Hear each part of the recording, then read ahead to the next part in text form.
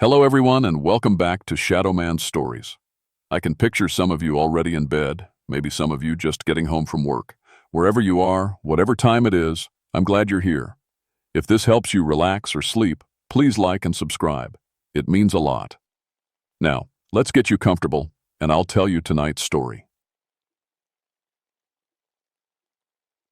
My name is Thomas Blackthorne, and I've been a park ranger for 17 years. I've seen bears attack campers, pulled bodies from rivers, and rappelled down cliffs to save lost hikers. But nothing in my training prepared me for what happened in Bell Witch Cave. October in Tennessee was supposed to be cooling down, but that week felt like summer wouldn't let go. The leaves were just starting to turn, and the air hung thick and still. I was finishing paperwork at the Cherokee National Forest Station when the call came in. 3 cavers went missing, my supervisor said. Bell Witch Cave system.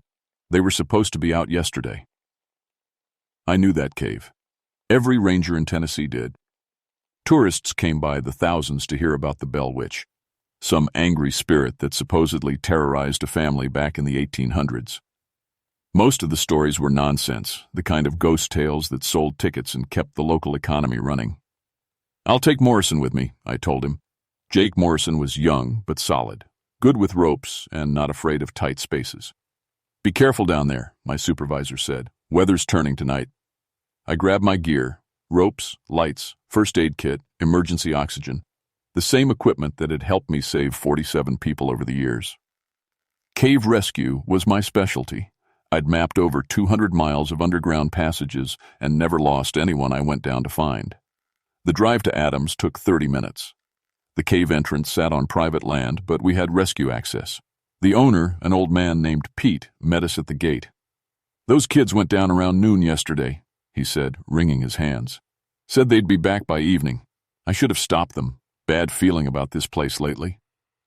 "What kind of bad feeling?" Morrison asked. Pete shrugged. "Animals acting strange. Dogs won't come near the cave. Haven't seen a single bat come out at sow. Unset in 2 weeks." I didn't put much stock in old-timer superstitions, but I made note of it.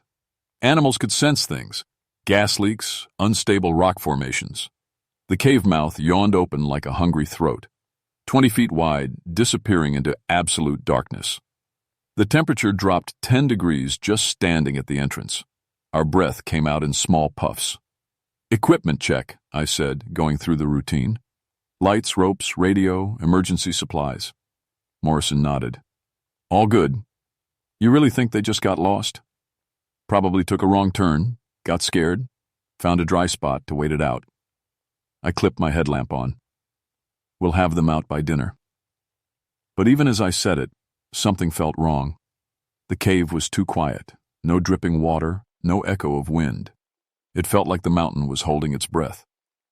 We entered the tourist section first, wide passages with handrails and electric lights that weren't working. The darkness swallowed our flashlight beams after just a few feet. "There," Morrison pointed. A broken handrail hung at an odd angle. Scratches in the limestone looked fresh. I knelt down and found something that made my stomach clench. 3 sets of footprints in the cave mud, but they didn't head deeper into the cave. They circled back on themselves over and over like the cavers had been walking in loops for hours. "Tom," Morrison called from ahead. His voice echoed strangely. "You need to see this." 50 feet into the cave, we found their gear: backpacks, water bottles, extra flashlights, all arranged in a perfect circle around a natural rock formation that looked like an altar. No sign of struggle. No sign of the cavers themselves. "This doesn't make sense," Morrison said. "Why would they leave everything behind?" I picked up one of the backpacks. Inside was a wallet belonging to Sarah Chen, age 22, from Nashville. Student ID from Vanderby, on El Chill. The other packs belonged to 2 men, brothers named David and Michael Torres. "Maybe they got spooked and ran," I said, but I didn't believe it. Experienced cavers didn't abandon their gear. Experienced cavers didn't walk in circles. That's when I noticed the cold spot. The temperature around the rock formation was at least 20 degrees colder than the rest of the cave. My breath came out in thick clouds. Ice crystals were actually forming on the limestone walls. "That's not normal," Morrison said, backing away from the altar. "It's 70 degrees outside." I tried the radio. Static. My GPS unit spun wildly, unable to get a fix on our location. The compass needle swung back and forth like it couldn't decide which way was north.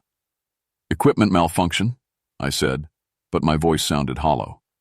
"Limestone can mess with electronics." Morrison was examining the scratches on the cave wall. Deep gouges like claw marks, but 8 feet off the ground. No animal in Tennessee could make marks that high. And then we heard it. Faint at first, like wind through the passages. But as we stood still and listened, it became clearer. Children singing. A lullaby, maybe, but the words were unclear. The sound seemed to come from everywhere at once, echoing off the walls until we couldn't tell which direction it was coming from. "We should get back up," Morrison said. His face had gone pale in the flashlight beam, but I was already moving deeper into the cave. 17 years of rescue work had taught me one thing. When people were lost and scared, every minute mattered. The singing might be the Torres brothers and Sarah Chen trying to signal for help. "Tom, wait," Morrison called. But I was already past the tourist section, heading into the unmapped passages where the real cave system began. I should have listened to him. I should have called for backup right then. But I was Thomas Blackthorne, veteran cave rescue specialist. I'd never lost anyone I went down to save. I had no idea that some things in the dark were better left unfound. The deeper passages of Bell Witch. Cave felt different from any cave system I'd explored. The walls seemed to press inward, and our footsteps echoed strangely, like the sound was being filtered through water. Morrison stayed close behind me, his breathing quick and shallow. "How far back does this go?" he asked. I checked my rough map. Forest Service survey says about 2 miles, but there are probably passages that haven't been mapped yet. The singing had stopped, but now we heard something else. Dripping, but not water. The sound was too thick, too slow. When I shined my light toward the noise, dark stains covered the cave wall. Morrison touched one of the stains and his finger came away red. "Jesus, Tom, this is blood." Fresh blood, still wet. A trail of drops led deeper into the cave, disappearing around a bend in the passage. "Sarah? David? Michael?" I called out. My voice bounced back distorted, like the cave walls were changing the words. "This is Park Rescue. If you can hear me, call back." Silence. Then, from somewhere ahead, a woman's voice. "Help me. Please help me." We moved toward the voice, following the blood trail. The passage narrowed until we had to walk single file.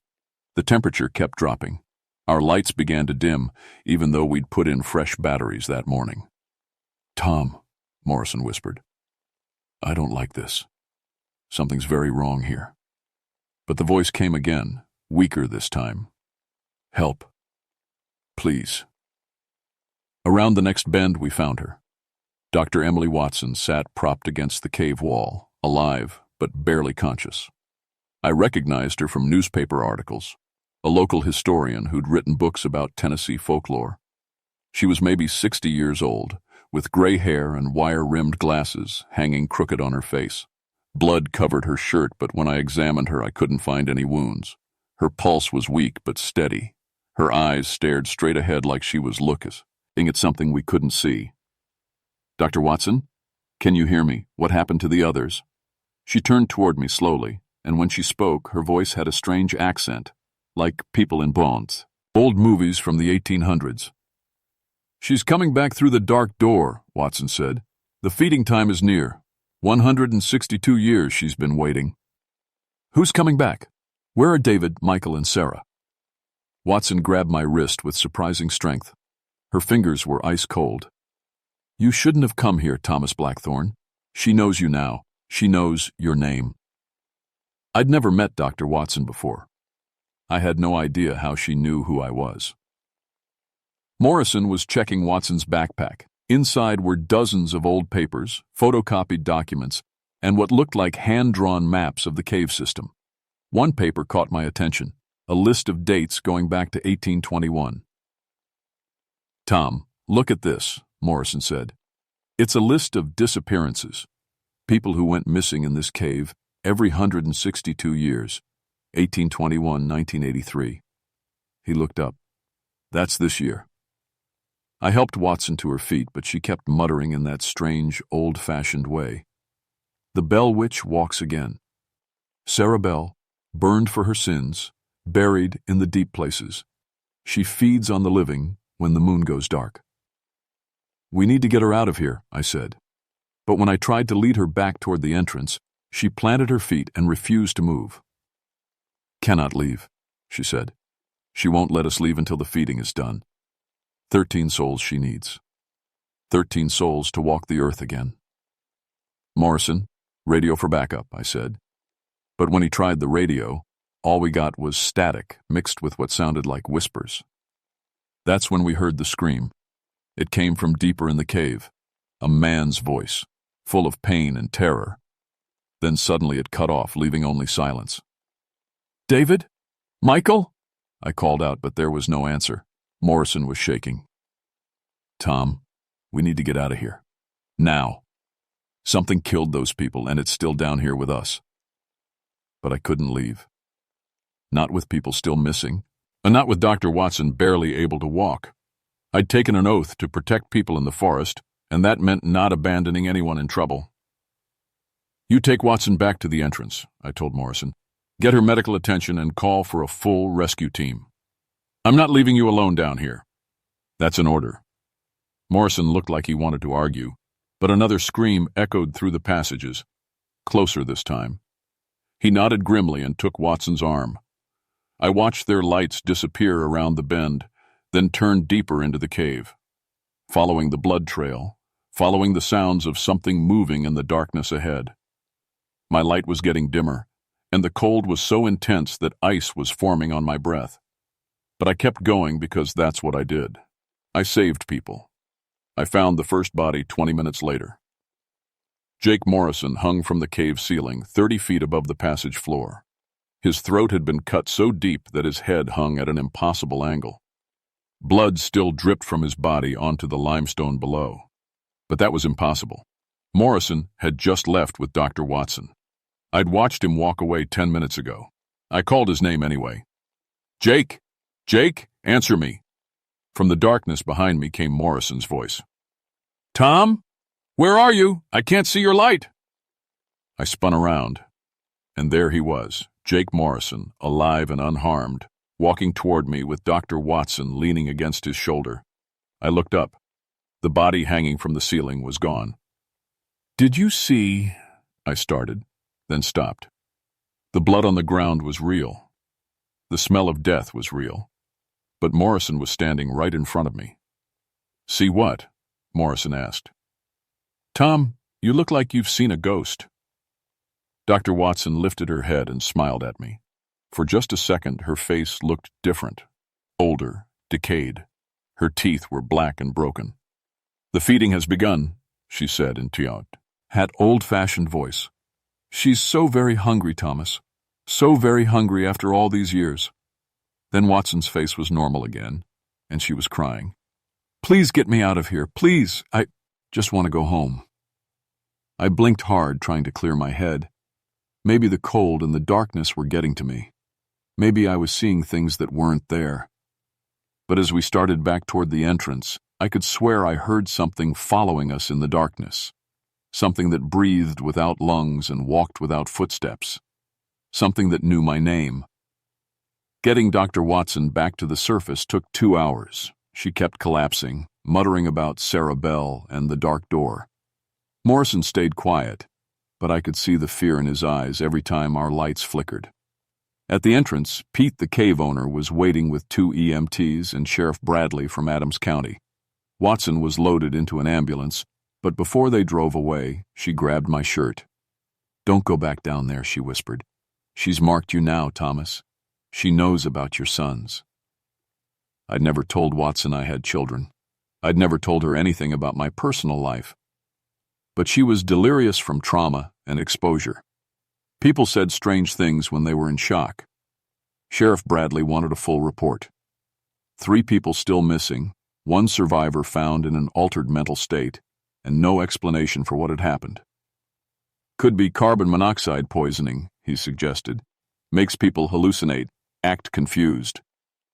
I nodded, but I knew it wasn't gas. The blood I'd seen was real. The temperature drops were real, and something had been hunting us in those passages. I'm going back down with a full team, I told the sheriff. We still have 3 missing persons. Not until morning, Bradley said.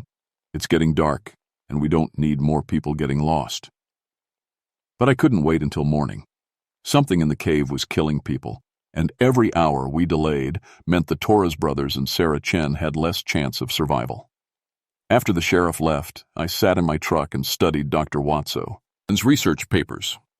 Most of it looked like local folklore, stories about the Bell Witch that dated back to the early 1800s. According to the documents, a woman named Sarah Bell had been accused of witchcraft and burned alive by her own family in 1821. They'd thrown her body into the cave system and sealed the entrance. But every 162 years, people started disappearing. The pattern went back over 3 centuries. Always 13 victims. Always during the new moon in October. I checked my calendar. Tonight was the new moon. One document caught my attention. A hand-drawn map that showed passages I'd never seen before. Deep chambers that extended miles underground, far beyond what the Forest Service survey had found.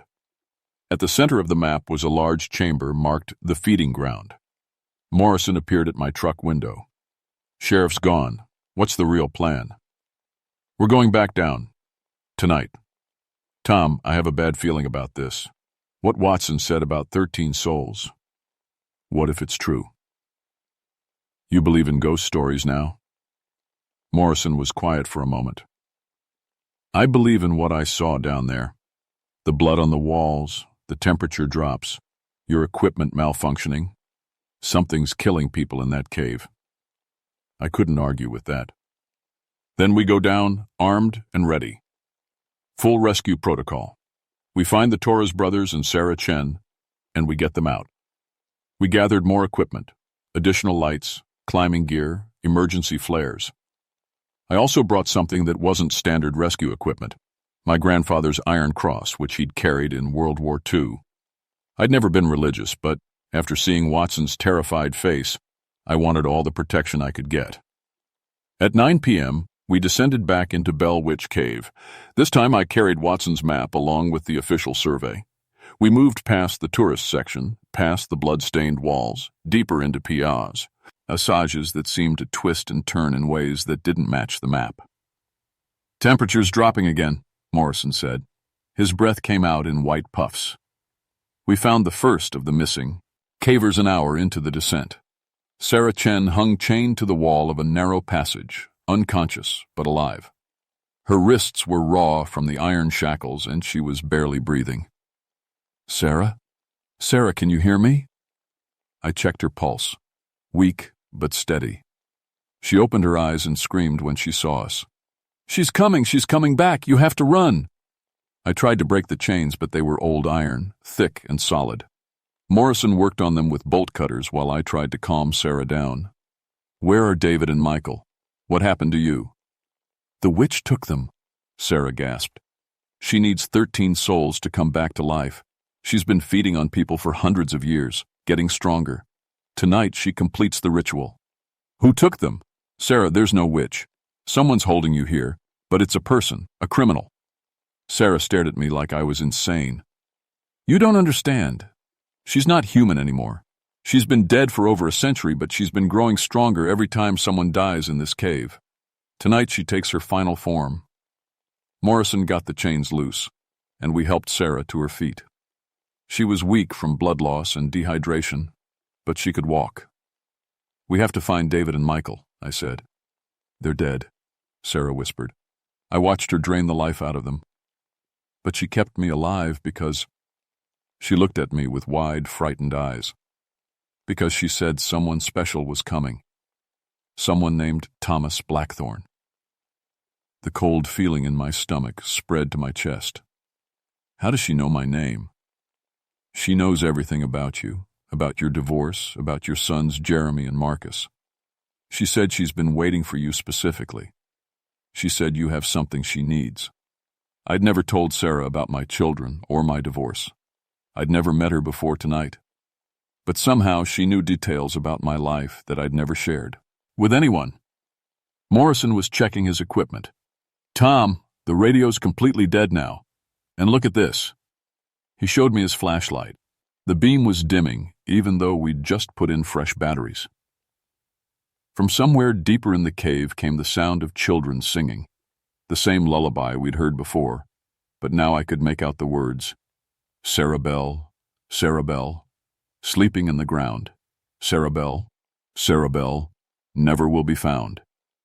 But when the moon goes dark and cold, Sarah Bell comes back to hold the living souls she needs to feed, to plant her dark and evil seed.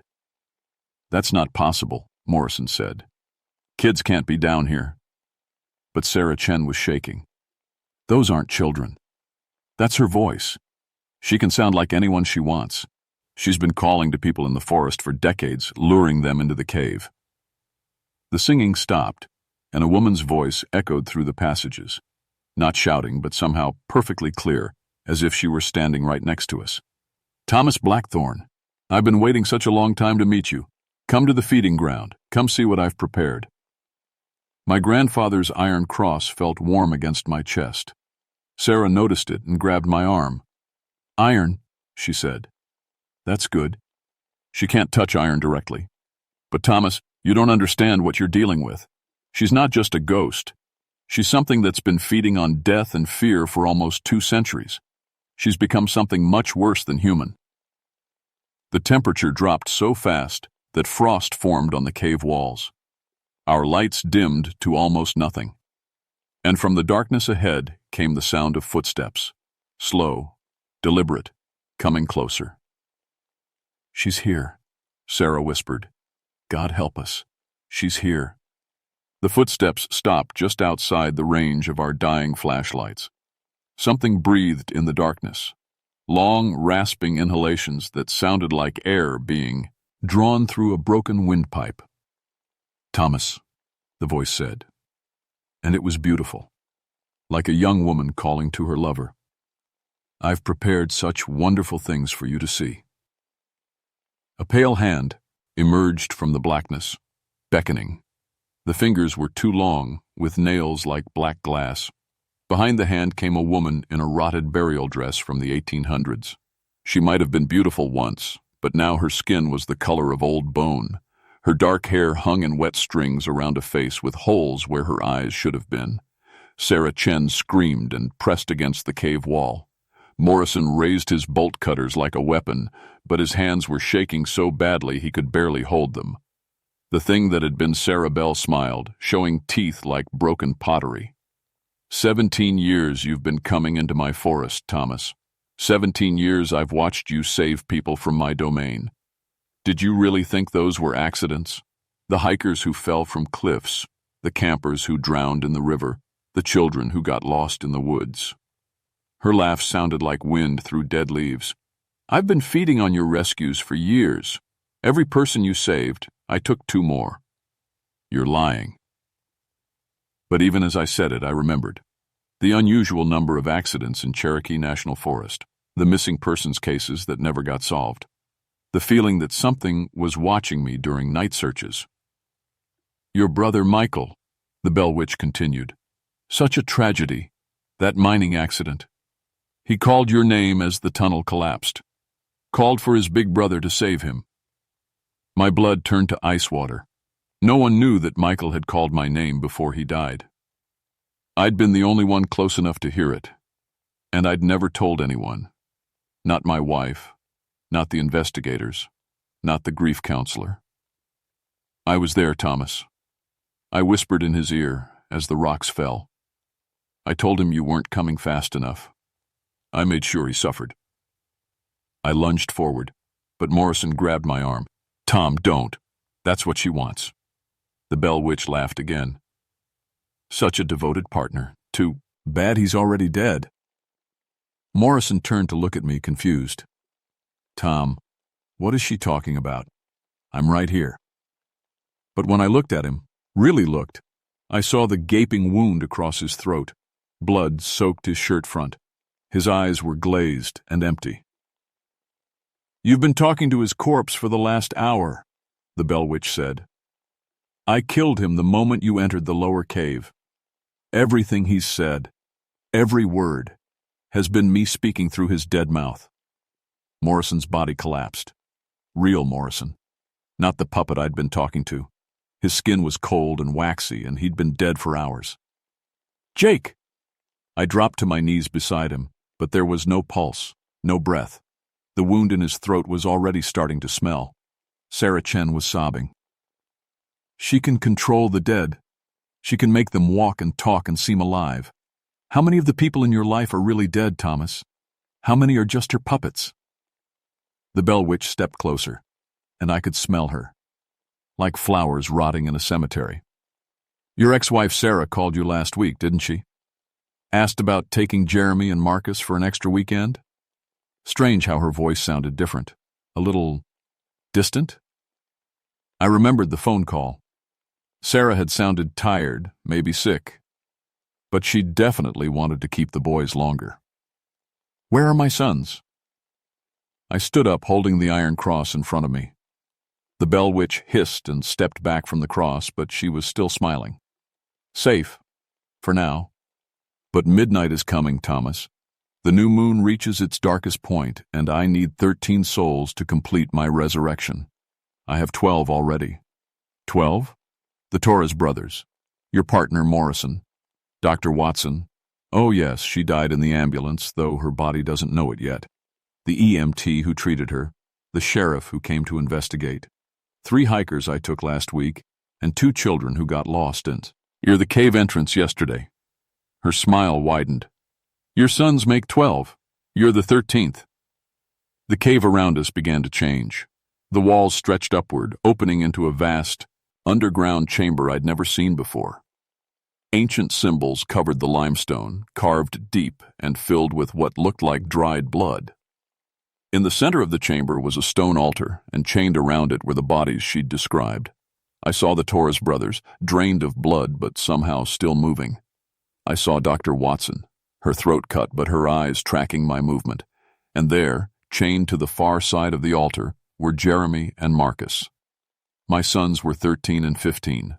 They looked pale and scared, but they were alive, really alive, not like the walking corpses surrounding the altar. "Dad!" Jeremy called out. "Dad, help us!" The Bell Witch walked to the altar and placed a skeletal hand on Marcus's head. Such beautiful children, so full of life and potential. "I'll save them for last, Thomas.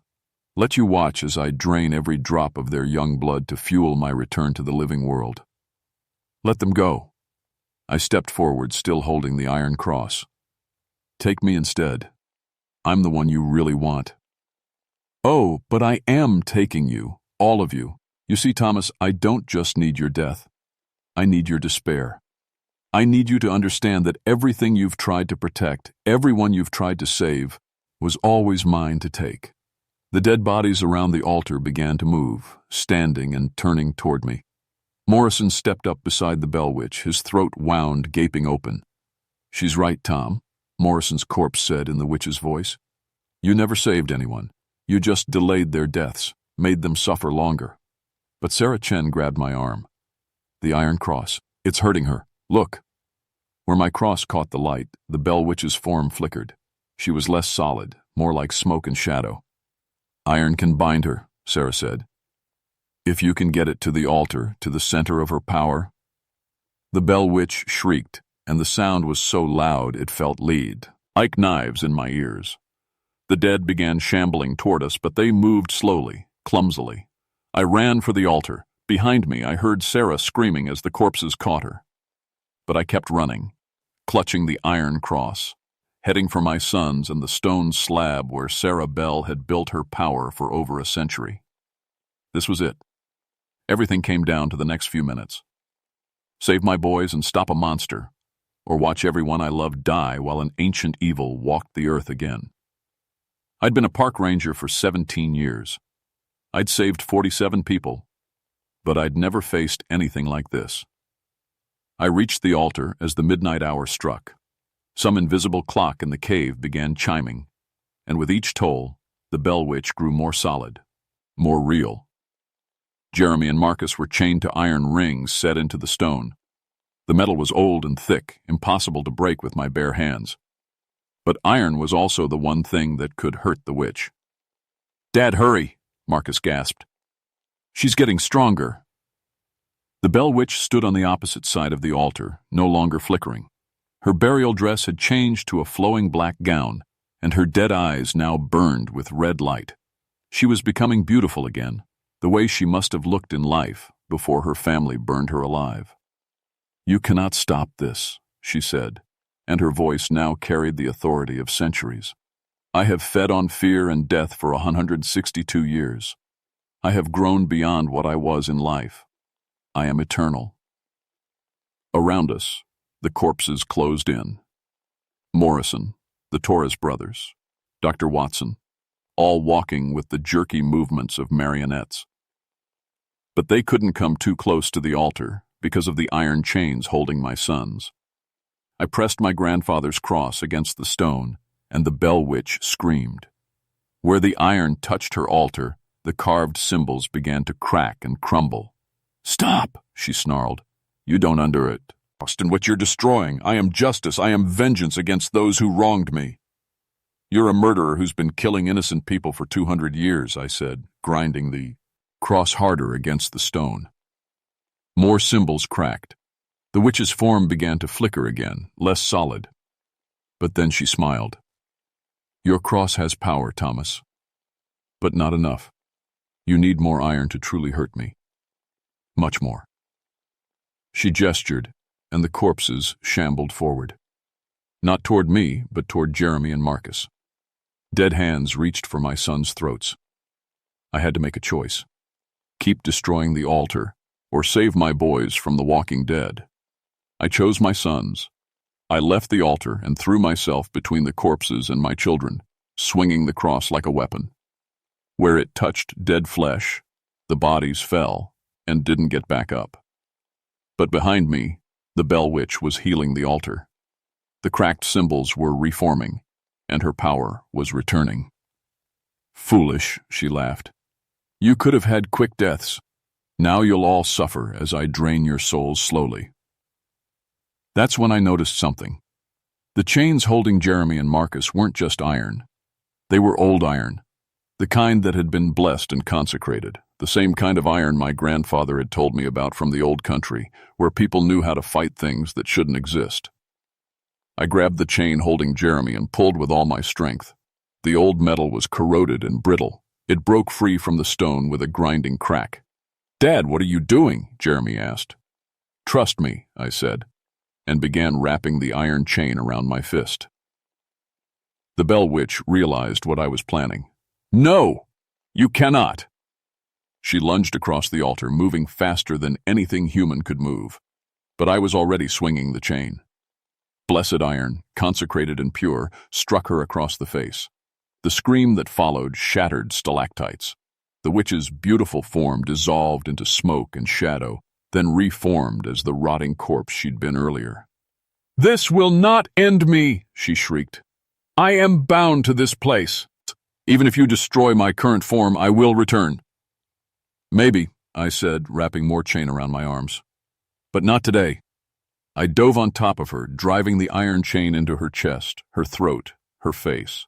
Every touch burned her supernatural flesh. The corpses around the altar collapsed as her control over them broke. The witch fought back with inhuman strength, her claws leaving deep gashes in my arms and chest.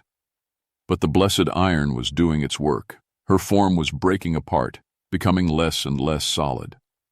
"I curse you, Thomas Blackthorne," she gasped with her final breath. "I curse your bloodline. Your sons will know no peace." "My sons will be fine," I said, and drove the chain through her heart. Sarah Bell, the bell witch, dissolved into black smoke that smelled like sulfur and rotting flowers. The smoke was sucked into the cracks in the altar, and then even that disappeared. The cave fell silent except for the sound of my own ragged breathing. Jeremy and Marcus were free of their chains. They ran to me, crying and holding on tight. They were cold and scared, but they were alive and whole. "Is it over, Dad?" Marcus asked. I looked around the chamber. The corpses weren't moving anymore. The supernatural cold was lifting. My flashlight was getting brighter as its batteries returned to normal. "Yeah," I said. "It's over." But even as I said it, I wasn't sure. The Bell Witch had claimed to be eternal, bound to the cave. And in my 17 years as a park ranger, I'd learned that some things in the deep woods didn't stay dead as easily as you'd hope. We found our way out of the cave as the sun was rising. The rescue teams that had been called during the night found us stumbling out of the entrance, exhausted and bloody, but alive. The official report blamed everything on a gas leak that caused hallucinations. The deaths were ruled accidental. The Bell Witch Cave was sealed permanently with concrete and steel barriers that would keep anyone from entering for the next 50 years. I took early retirement 6 months later. Moved to a small town in Georgia with Jeremy and Marcus. Started going to church every Sunday, and I always wear my grandfather's iron cross. Sometimes on new moon nights, I get phone calls with no one on the other end.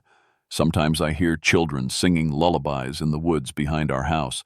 Sometimes I find scratch marks on our door that are too high for any normal animal to make. The Bell Witch might be gone. She might be trapped. Or she might just be waiting for the right moment to return. All I know is this: if you're ever in Tennessee, stay away from Bell Witch Cave.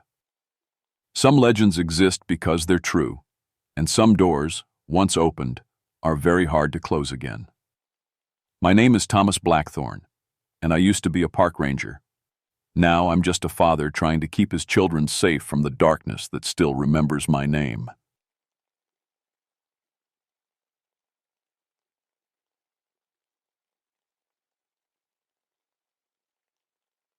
My name is Rebecca Ironwood, and I've been a park ranger for 13 years.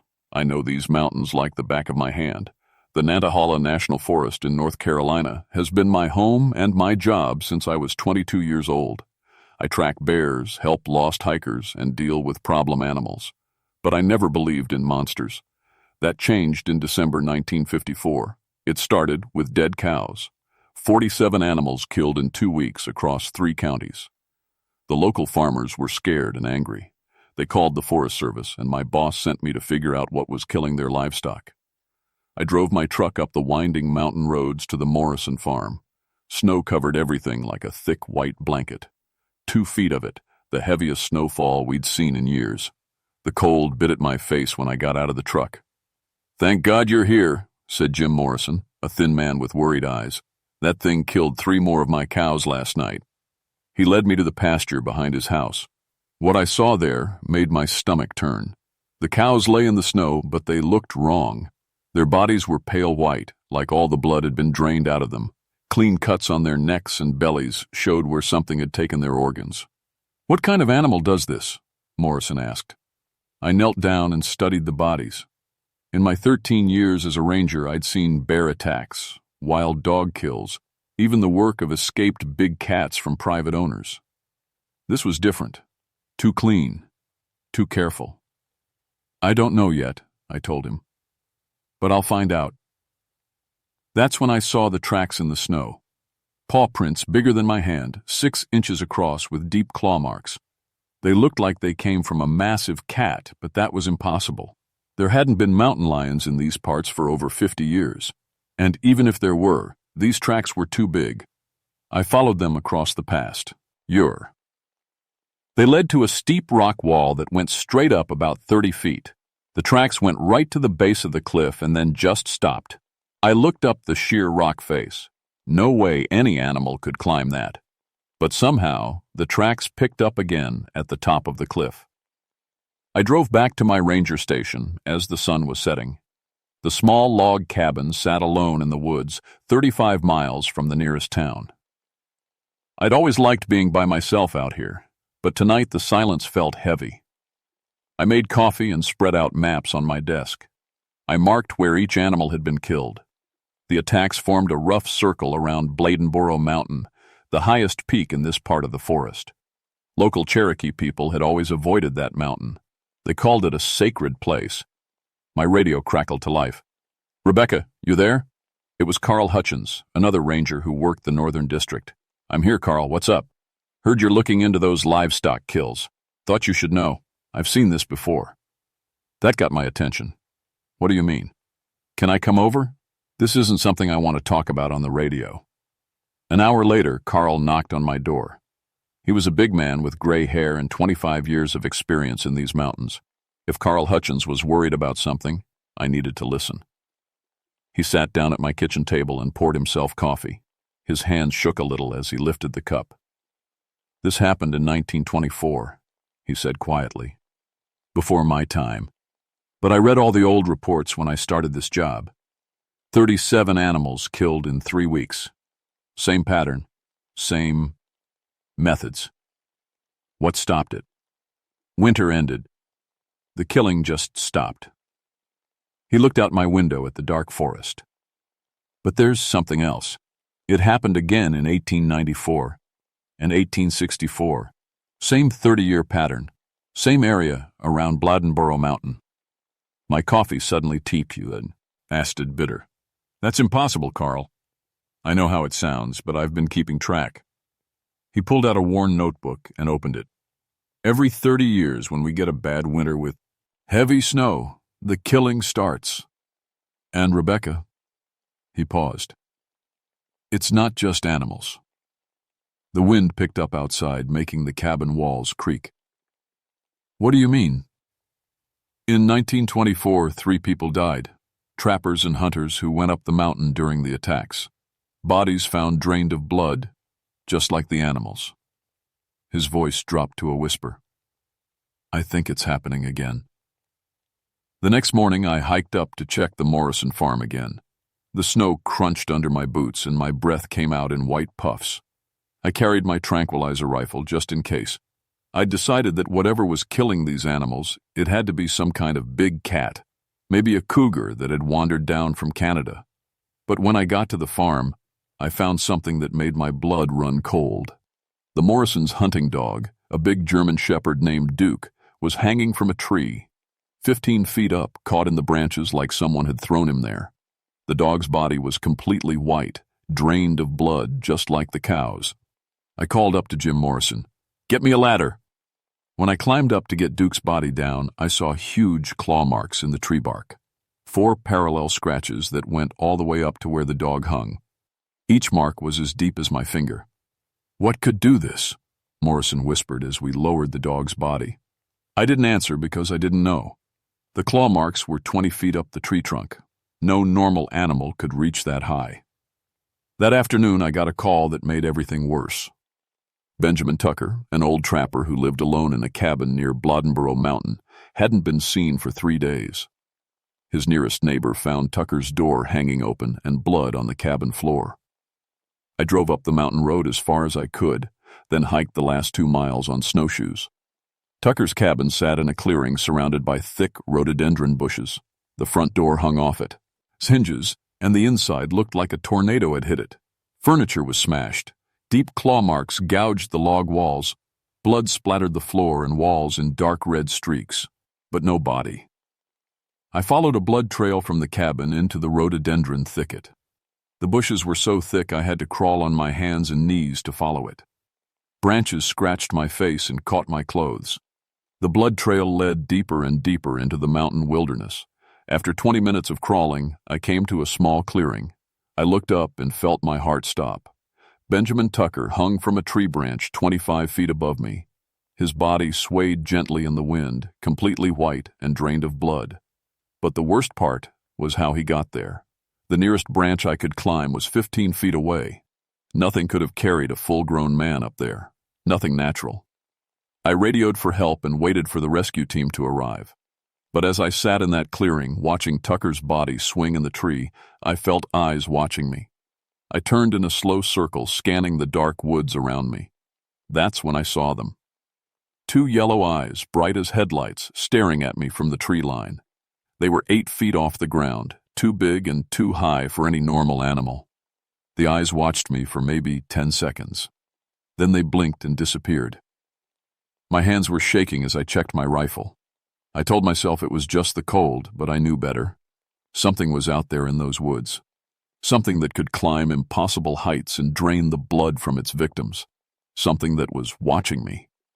When the rescue team finally arrived, they had to use ropes and climbing gear to get Tucker's body down. The county coroner took one look and shook his head. "Never seen anything like it," he muttered.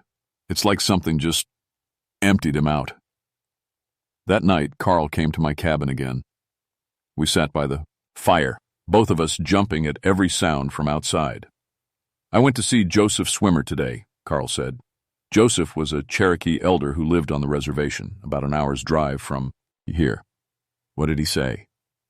"He called it Kekla Kudla, the night cat. Says it's a spirit that guards the mountain, but something went wrong with it long ago. Now it only knows how to take, not protect." I stirred the fire with a poker, sending sparks up the chimney. "You don't really believe that, do you?" Carl looked at me with tired eyes. "Rebecca, I've lived in these mountains my whole life. I've seen bears and wildcats and every kind of predator we have, but I've never seen anything that could do what we saw today." A log shifted in the fireplace, making us both jump.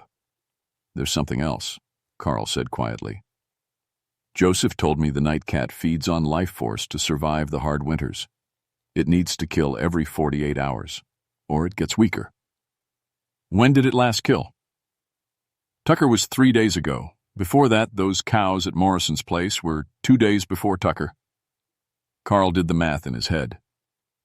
"It should be hunting again soon." Outside, something howled in the distance. Not like a wolf or coyote, but deeper and more mournful. The sound seemed to come from everywhere at once, echoing off the mountain walls. We sat in silence, listening to that terrible sound fade away into the night. The next day brought more bad news. Mountain Pete Caldwell was found dead at his moonshine still, deep in the woods on the south side of Blydenboro Mountain. Pete had been making illegal whiskey in these mountains for 20 years. He was smart, careful, and knew how to stay hidden from the law. But he couldn't hide from what killed him. When the sheriff's deputy called me to the scene, I hiked 3 miles through heavy snow to reach Pete's operation. His still was hidden in a narrow valley between 2 ridges, the perfect place to avoid detection. The still was destroyed. Copper pipes were twisted into knots. Wooden barrels were smashed to pieces. And Pete's body hung from the rafters of his small work shed 15 feet off the ground. Just like Tucker, Pete was drained completely white. But this time, I found something else. Huge paw prints in the snow around the still, so fresh they couldn't be more than an hour old. The prints were bigger than the ones at Morrison's farm, 6 inches across with claw marks that dug deep into the frozen ground. I followed them away from the still, my rifle ready. The tracks led up the side of the valley, then did something impossible. They jumped across a 30-foot gap between 2 rock ledges. I stood at the edge of the first ledge, looking across at where the tracks picked up on the other side. No animal on earth could make that jump. That's when I heard the low growl behind me. I spun around, bringing my rifle up. The sound seemed to come from everywhere at once, a deep rumbling that I felt in my chest as much as heard with my ears. But I couldn't see anything in the thick trees around me. The growling stopped. The forest went completely quiet. No birds, no squirrels, no wind in the trees. Just dead silence that pressed against my eardrums. I backed away slowly, keeping my rifle pointed at the trees. With each step, I felt like something was watching me, following my movements. Several times I spun around, certain I would see those yellow eyes staring at me. But there was nothing there. I made it back to the still and radioed for the coroner. While I waited, I studied the scene more carefully. The damage wasn't random. The copper pipes were bent in a specific pattern, almost like writing.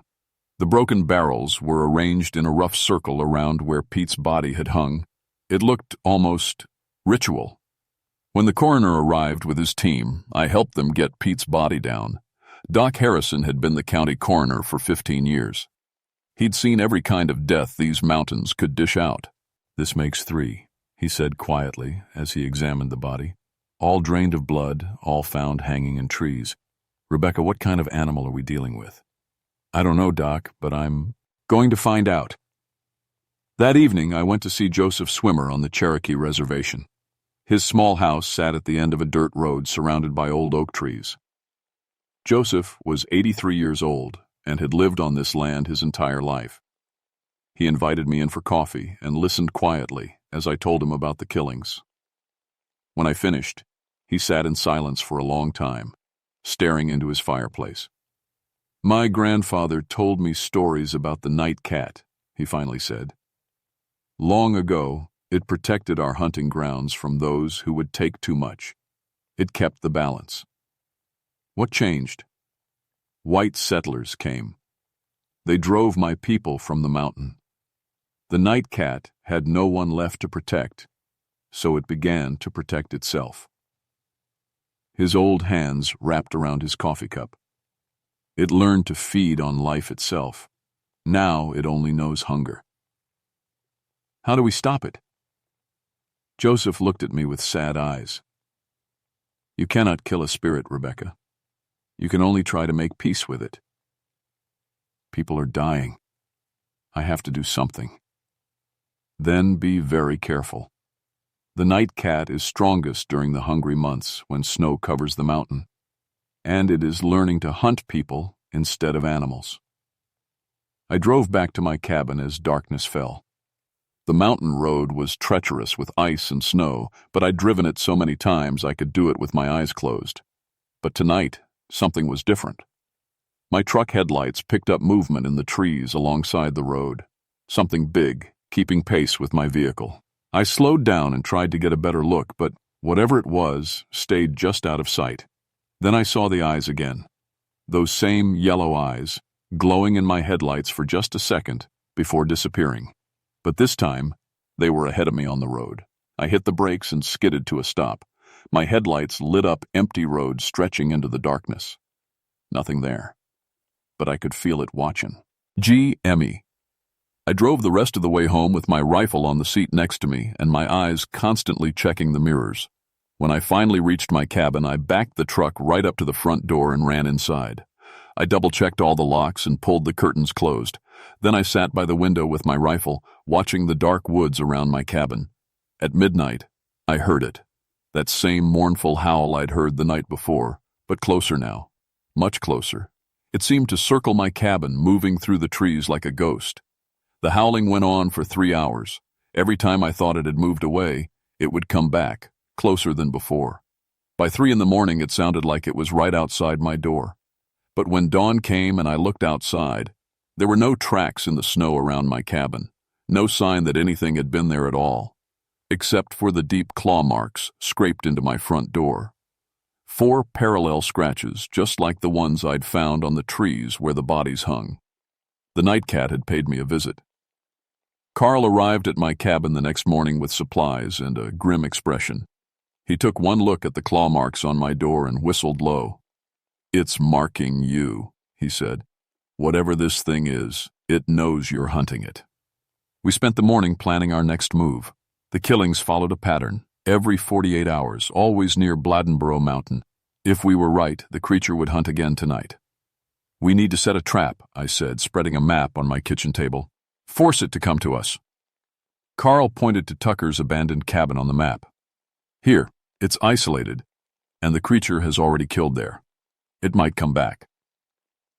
We loaded Carl's truck with everything we could think of. High-powered rifles, floodlights, a portable generator, and fresh deer meat for bait. The plan was simple: wait in Tucker's cabin and ambush as a creature when it came to feed. As we drove up the mountain, Carl told me more of what he'd learned from the old Forest Service reports. In 1924, they tried to hunt it with dogs, he said. Found all 6 hounds hanging from trees the next morning. In 1894, a group of soldiers from the fort tried to track it. Only 2 came back, and they wouldn't talk about what they saw. What about the Cherokee? They must have some way to deal with it. According to Joseph, they made offerings, left meat and blood at sacred sites to keep it satisfied. But that was when it was still protecting the mountain. Now, we reached Tucker's cabin in the late afternoon. The place still looked like a tornado had hit it. We set up our equipment quickly, floodlights around the clearing, the generator hidden in the woods, rifles positioned to cover all approaches. Then we hung the deer meat from a tree branch, right where Tucker's body had been found. As the sun went down, we took positions inside the ruined cabin. Carl crouched by the front window with his rifle. I covered the back door. We turned off all the lights and waited in complete darkness. For the first 3 hours, nothing happened. Just the normal sounds of the mountain at night, wind in the trees, an owl calling in the distance, small animals moving through the underbrush. Then, around midnight, everything went quiet. The sudden silence was so complete it hurt my ears. No wind, no animal sounds, nothing. Carl and I looked at each other in the darkness. We both felt it, the presence of something watching us from the woods. A low growl drifted through the trees, so deep I felt it vibrate in my bones. It seemed to come from all directions at once, circling our position. "Get ready," Carl whispered. The growling moved closer. I could hear something large moving through the snow outside, but whatever it was being careful, testing us, learning our defenses. Then I saw the eyes, those same yellow eyes, glowing in the darkness about 50 yards away. They were 8 feet off the ground, moving slowly along the trail line. "I see it," I whispered to Carl. "Northwest, by the big pine."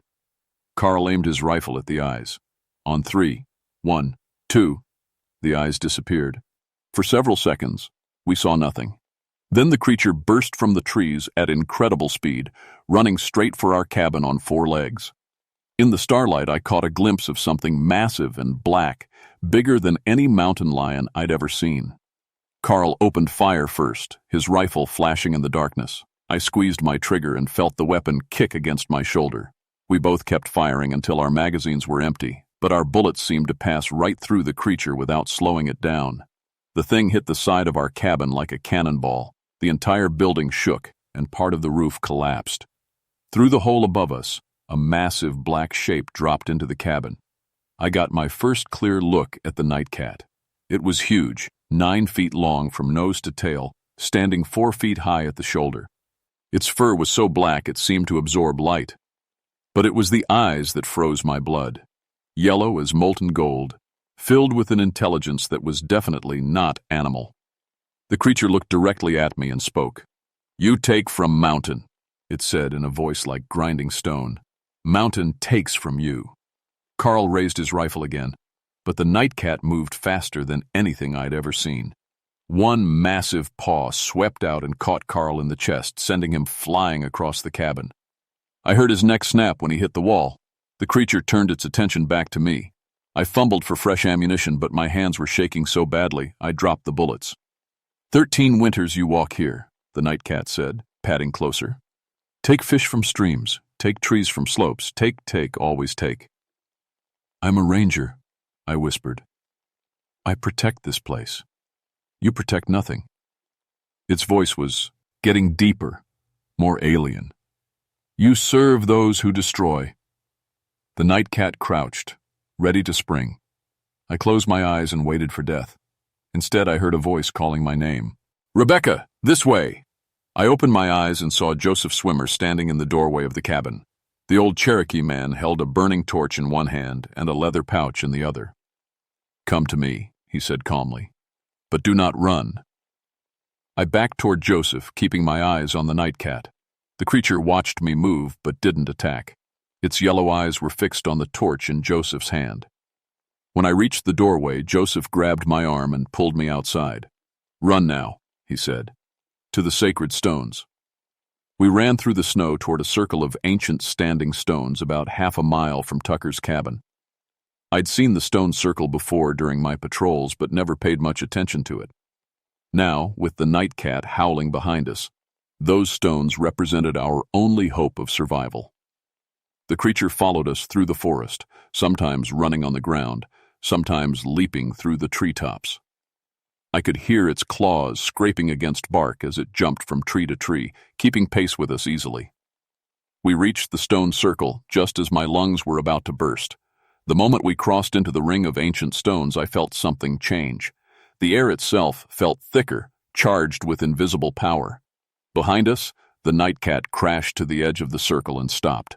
It paced back and forth outside the stones, snarling and snapping its massive jaws, but it wouldn't enter the sacred space.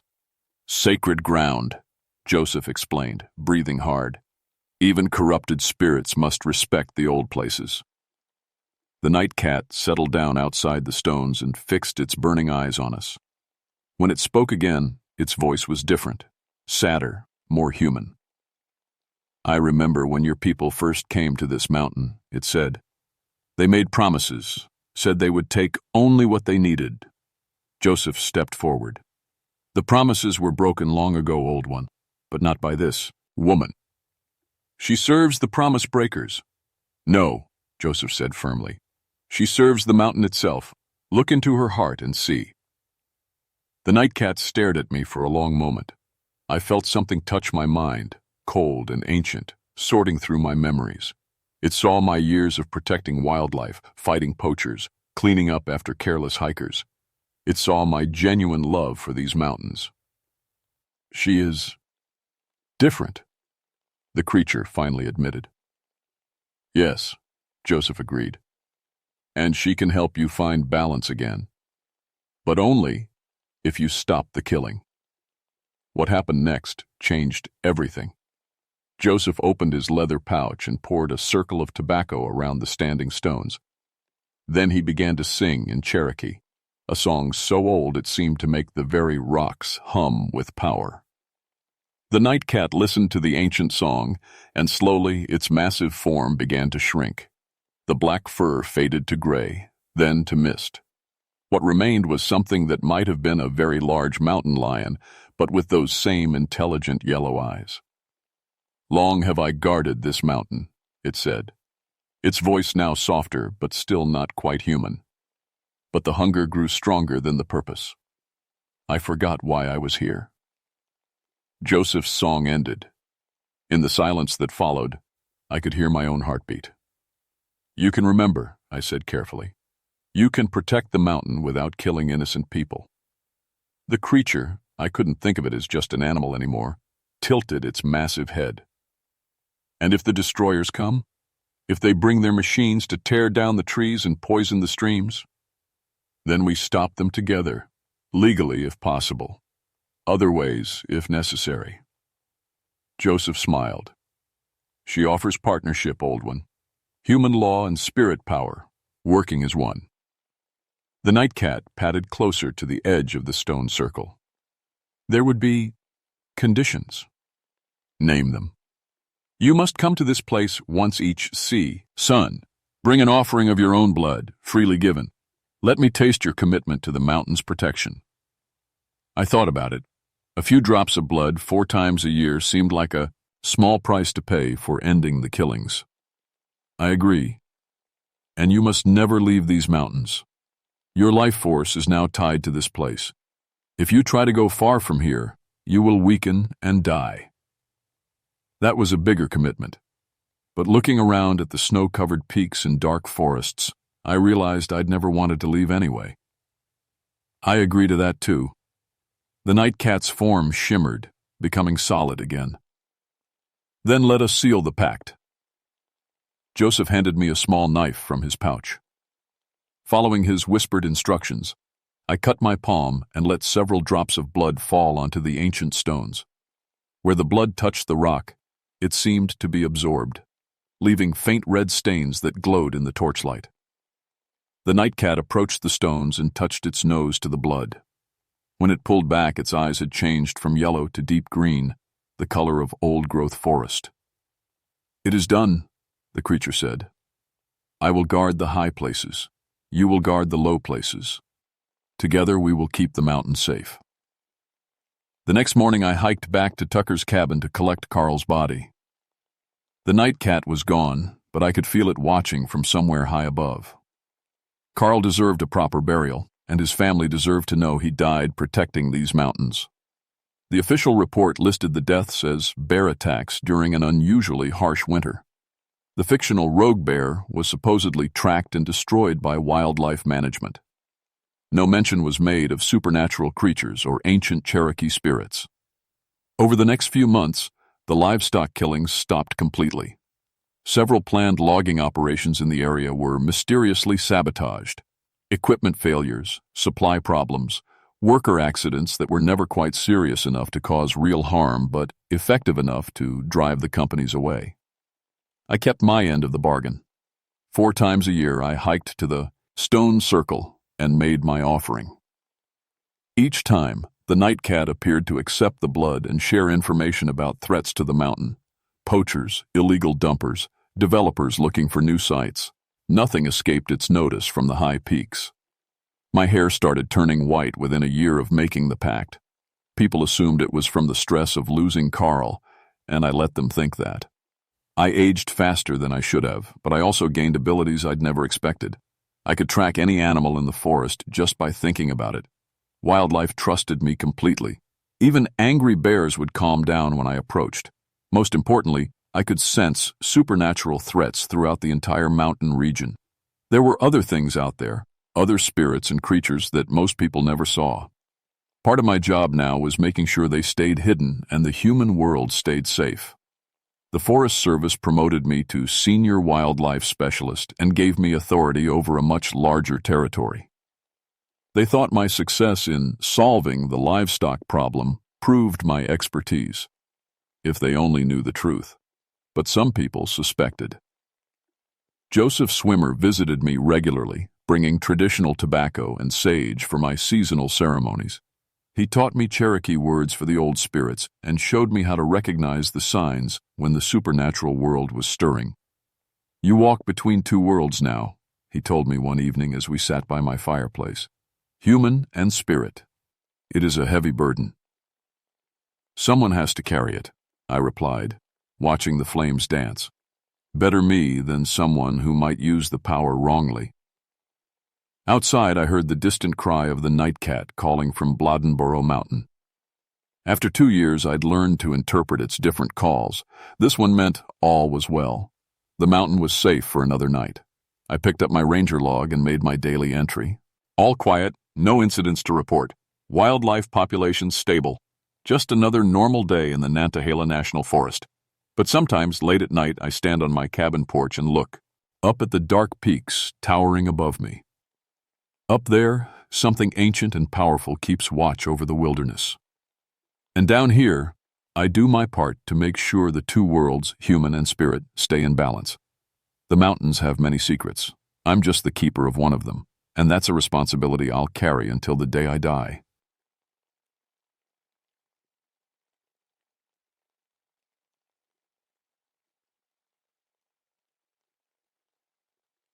My name is Samuel Graveheart, and I've been a park ranger for 20 years. I've pulled over 200 people off these Virginia mountains, and I can tell you one thing for sure. The dead stay dead. At least, that's what I believed until I met the Hollow Man on Devil's Backbone. I'm 44 years old, and I know these Blue Ridge Mountains like the back of my hand. Every trail, every cliff, every dangerous spot where city folks get themselves in trouble. My wife Margaret used to joke that I loved these mountains more than her. She was wrong, but she's been gone 5 years now. Car accident on a rainy night. Our kids moved away after that. Can't blame them. Devil's Backbone is the worst part of my territory. It's a rocky ridge that stretches for miles with drop-offs that'll kill you if you're not careful. The name fits. During the Civil War, hundreds of Confederate soldiers died up there fighting Union troops. Local folks say you can still hear them marching on foggy nights, but I never believed in ghost stories. The call came in on March 15, 1978. 5 college kids from Richmond had been hiking the Backbone for 3 days. Their families were worried sick because the kids were supposed to check in every evening. Last anyone heard from them, they'd radioed about some strange man following them. I grabbed my gear and called in my team, Jake Morrison, Carlos Rodriguez, and Tom Stevens. All good men, all experienced. We'd done this drill plenty of times before. City kids get lost, we find them, everyone goes home safe. The weather was supposed to be clear, but I could see dark clouds building over the ridge. March is a tricky month in the mountains. One minute it's spring, the next you're dealing with winter again. "Probably just got turned around," Jake said as we loaded the truck. He was the youngest of us, only been on the job 2 years. You know how these college kids are. Maybe, I said, checking my radio. But that emergency beacon is transmitting from some strange coordinates. We drove as far as the old logging road would take us, then started hiking. The trail to Devil's Backbone is rough. Steep climbs, loose rocks, places where one wrong step puts you over the edge. But we knew it well. About an hour in, we found their first campsite. Nothing unusual there. Just the usual mess college kids leave behind. Empty food cans, some trash they should have packed out. But their second camp, 2 miles up the trail, was different. The tents were still there, but something was wrong. The sleeping bags were shredded like an animal had gotten to them, but there were no animal tracks. Their gear was scattered everywhere, and I mean everywhere. We found a backpack hanging from a tree branch 20 feet up. "What kind of bear climbs trees and hangs backpacks?" Rodriguez asked. "Bears don't do this," I told him. "This looks like they left in a hurry." That's when we found the first really strange thing.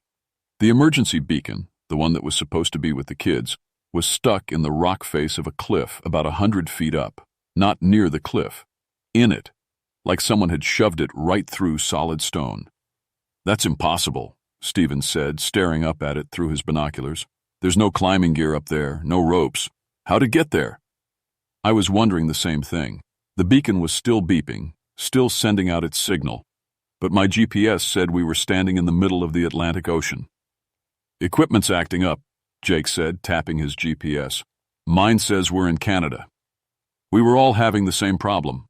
Our compasses were spinning like crazy, pointing in different directions every few seconds.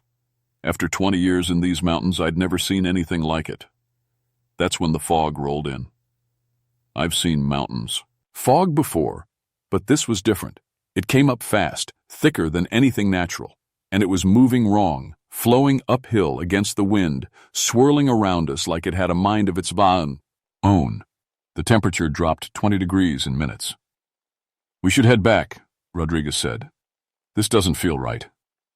I wanted to agree with him, but those kids were still out there somewhere. "We keep looking," I said. "Stay close together."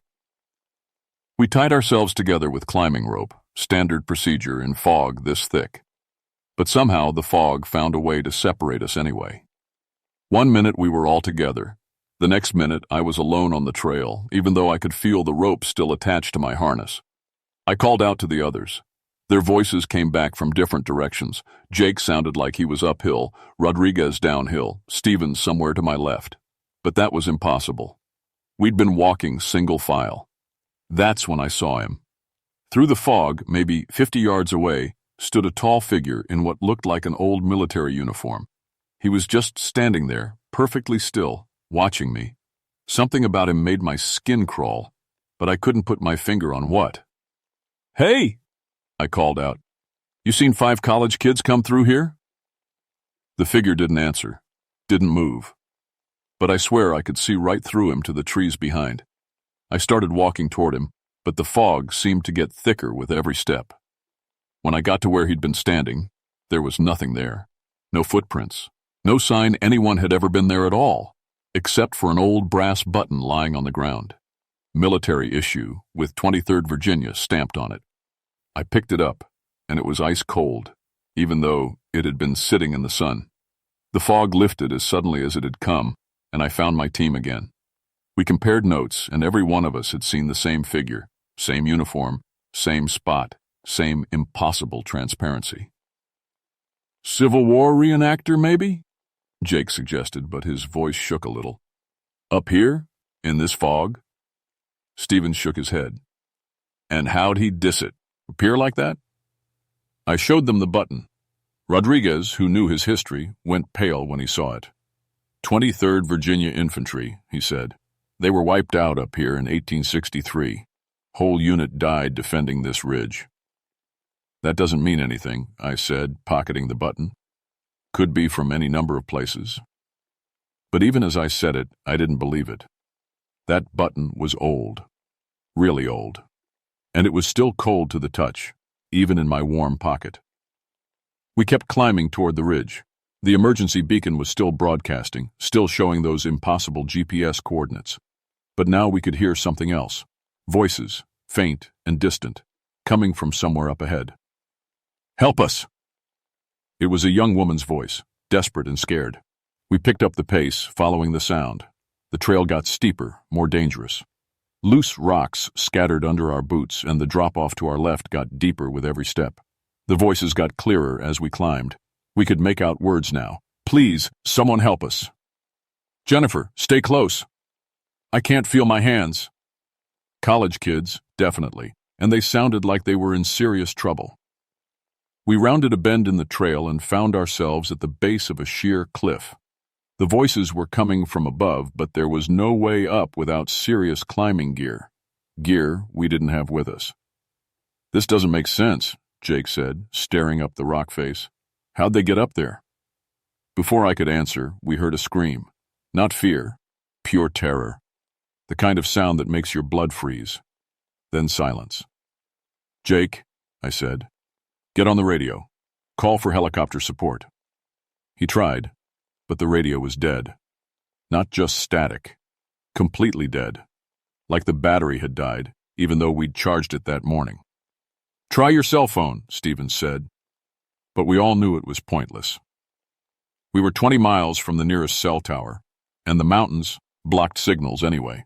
Another scream echoed down from the cliff face, and this time we could see something. A figure falling, tumbling through the air like a rag doll. It was Rodriguez. But Rodriguez was standing right next to me. I looked at him, then looked up at the falling figure. Same height, same build, same ranger uniform. The figure hit the rocks at the bottom of the cliff with a sound I'll never forget. When I looked back at Rodriguez, he was gone. "Carlos!" I shouted. "Where'd he go?" Jake and Stevens were looking around frantically. "He was right here," Jake said. "Right here next to us." We found his body at the base of the cliff. His neck was broken, and his skin was blue-white with cold. But here's the thing that still keeps me awake at night. There were handprints on his throat. Human handprints. But they were frozen into his skin like someone with ice-cold hands had grabbed him. The handprints matched the brass button perfectly. Same size, same period.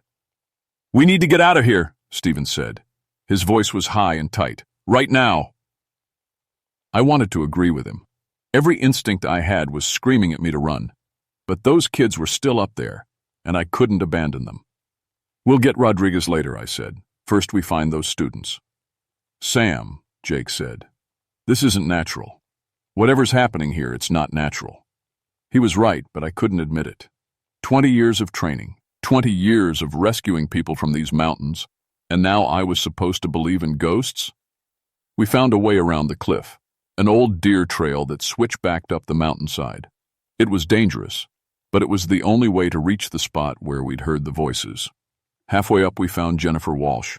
She was huddled behind a boulder wearing only a t-shirt and jeans, shivering so hard she could barely speak. Her lips were blue, and I could see frostbite starting on her fingers. "Thank God," she whispered when she saw us. I thought no one would come. I wrapped her in my emergency blanket while Jake and Stevens kept watch. She was hypothermic, but alive. "Where are your friends?" I asked. Jennifer's eyes went wide with fear. "He took them," she said. "The gray man. He took them to march with him." "What gray man?" "The soldier, the one from the old war. He said they had to serve now, had to defend the ridge. They put on the gray uniforms and marched away with him." I thought she was hallucinating from the cold, but then she grabbed my arm with surprising strength. "You have to stop him," she said. "He's coming back for me. He wants me to join them too. He says the living have to take the place of the dead." That's when we heard the marching. Footsteps, dozens of them, moving in perfect formation, coming up the trail behind us. But when we looked, there was nothing there. Just the sound of boots on stone getting closer. The marching stopped just out of sight around the last bend in the trail. In the silence that followed, I could hear Jennifer's teeth chattering and my own heart pounding. "Maybe it's another rescue team," Jake whispered, but his hand was on his radio, trying to raise someone, anyone. Stevens had his binoculars out, scanning the trail below us. "I don't see anything," he said, "but I swear I can hear breathing." I helped Jennifer to her feet. She was weak, but she could walk. "We need to get her off this mountain," I said. "Whatever's happening here, we need medical help." But when we tried to head down the trail, the fog rolled in again, thick and cold, moving against the wind, just like before. Within seconds, we couldn't see 10 feet in any direction. "Stay together," I called out. "Keep the rope tight." That's when Jennifer started screaming. I turned toward her voice and saw something that made my rational mind just shut down. A man in a Confederate uniform was standing right behind her, his hands on her shoulders. He was tall and thin, with sergeant's stripes on his sleeves, and I could see right through him to the mountainside behind. But his hands were solid enough to hold her. Jennifer was struggling, trying to break free, but the ghost soldier was strong. Ice was forming where his fingers touched her jacket.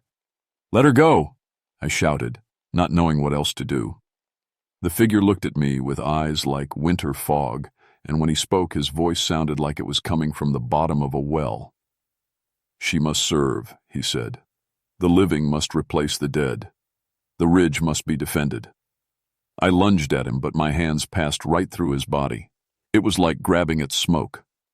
But Jennifer was still trapped, still struggling, ice spreading across her shoulders where he held her. That's when Jake did something brave and stupid.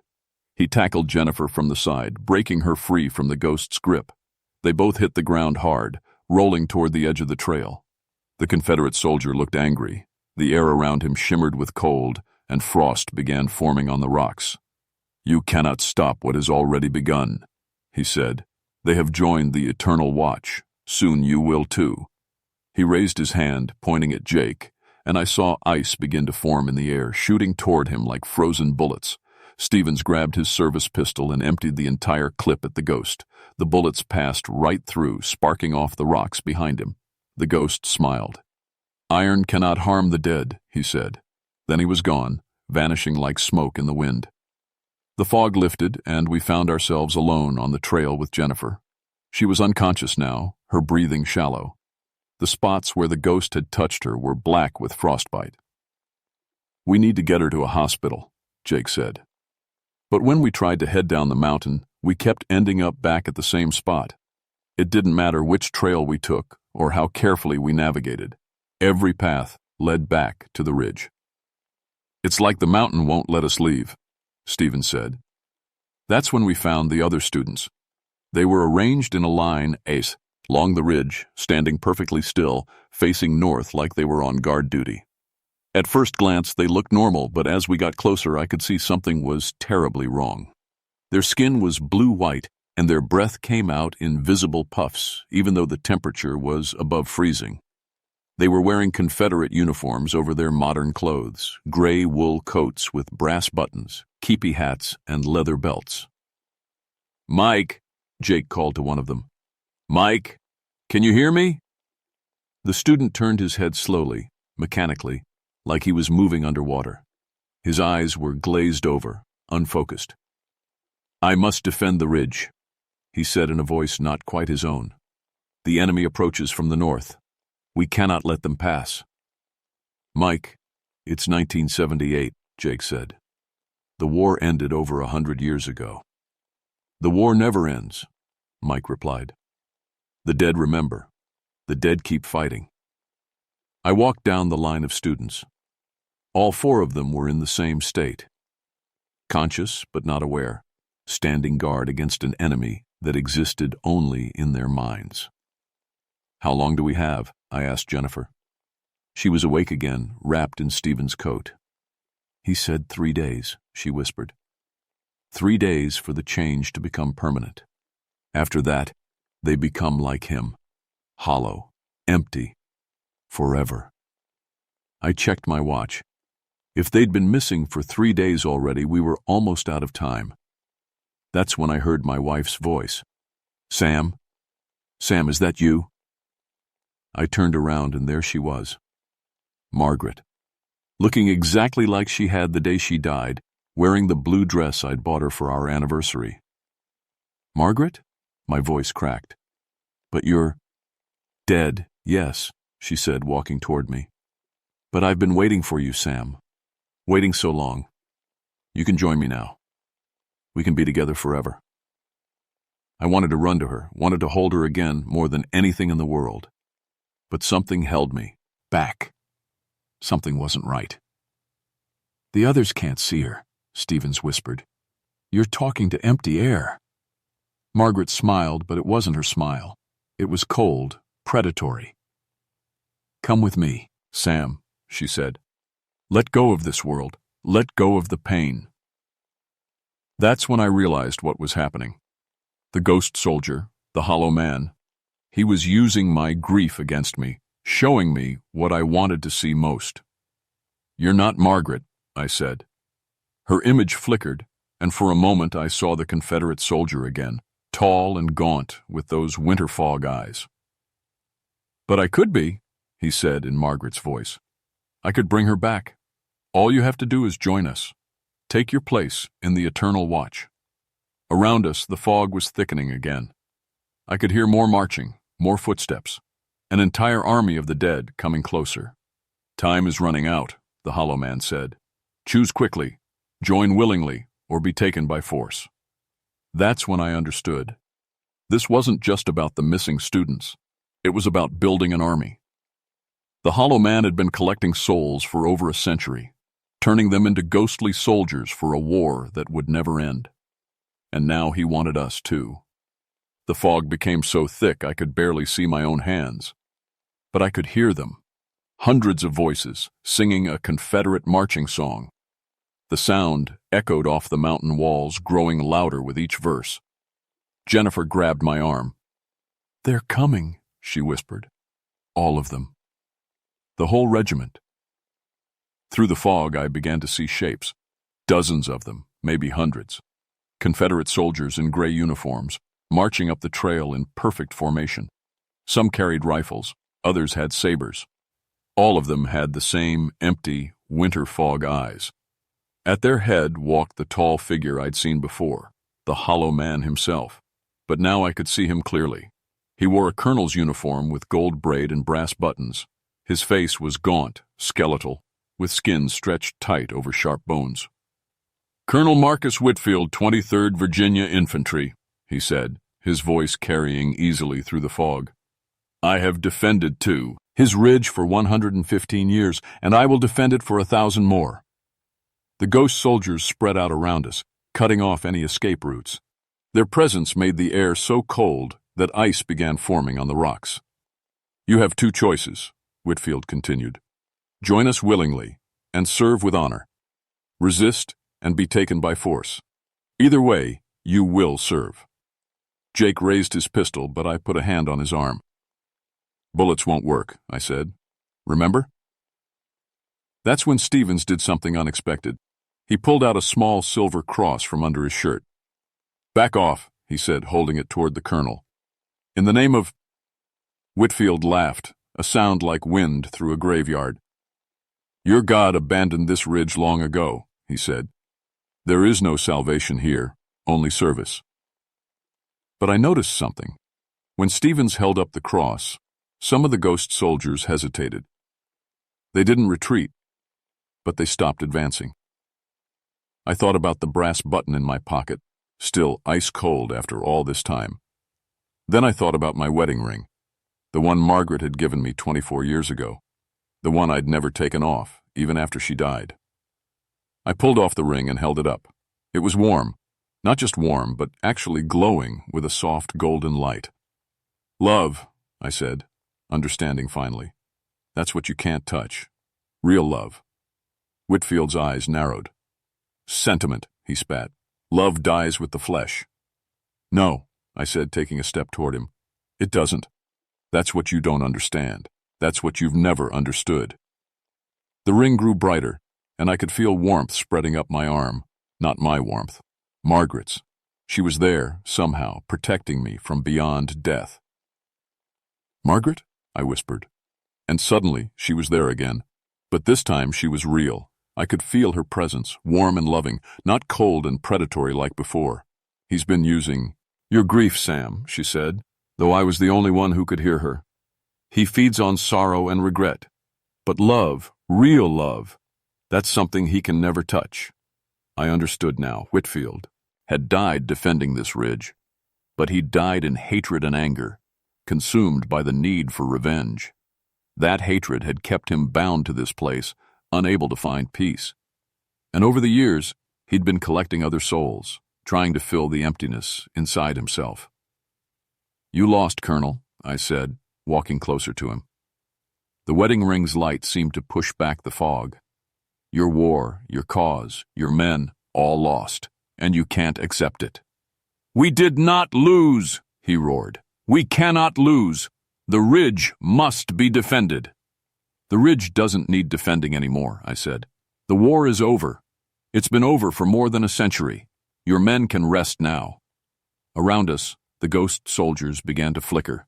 Some of them looked confused, as if they were waking up from a long dream. I want to go home," one of them said. "I want to see my wife." "No," Whitfield commanded. "Hold your positions. The enemy—" "There is no enemy," I said. "There never was. Just scared young men dying for a cause that was already lost." More soldiers began to fade away, their expressions peaceful for the first time in over a century. But Whitfield grew more solid, more angry. "If I cannot have willing soldiers," he snarled, "I will take what I need by force."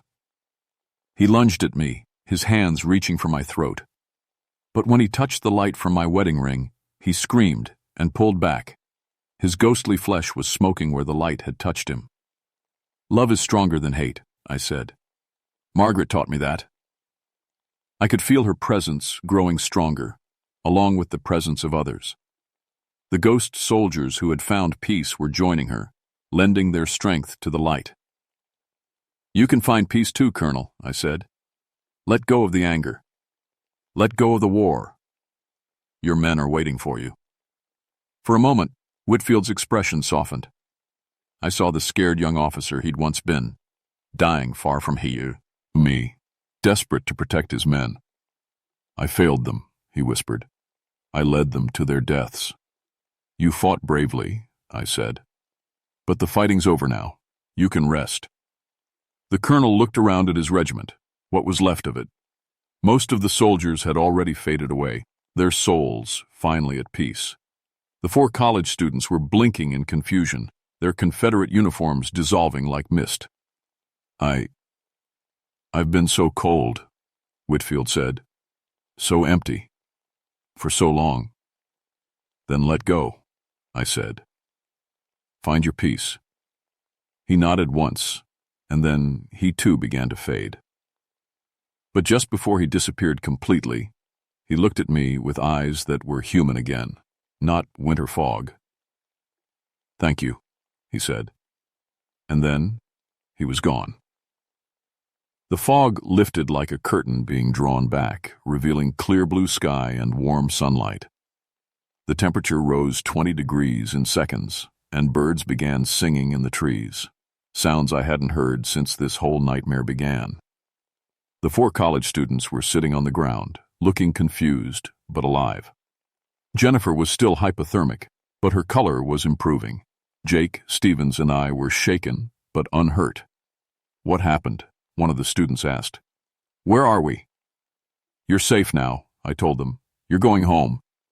Our radio crackled back to life, and I heard the blessed sound of dispatch asking for our status. Our GPS units showed our correct location for the first time in hours. The emergency beacon fell out of the cliff face and landed at our feet, no longer glowing. We got everyone down the mountain safely. The official report blamed the whole incident on unusual weather patterns, creating shared hallucinations. The missing time was attributed to hypothermia-induced confusion. The frostbite marks were explained as exposure injuries. Rodriguez's body was found at the base of the cliff where we'd left him. The coroner ruled it an accidental fall, too. He couldn't explain the handprint marks on the throat. Those were listed as post-mortem artifacts. Nobody asked too many questions. Mountain rescues can go wrong in strange ways, and everyone was just glad we'd brought the students back alive.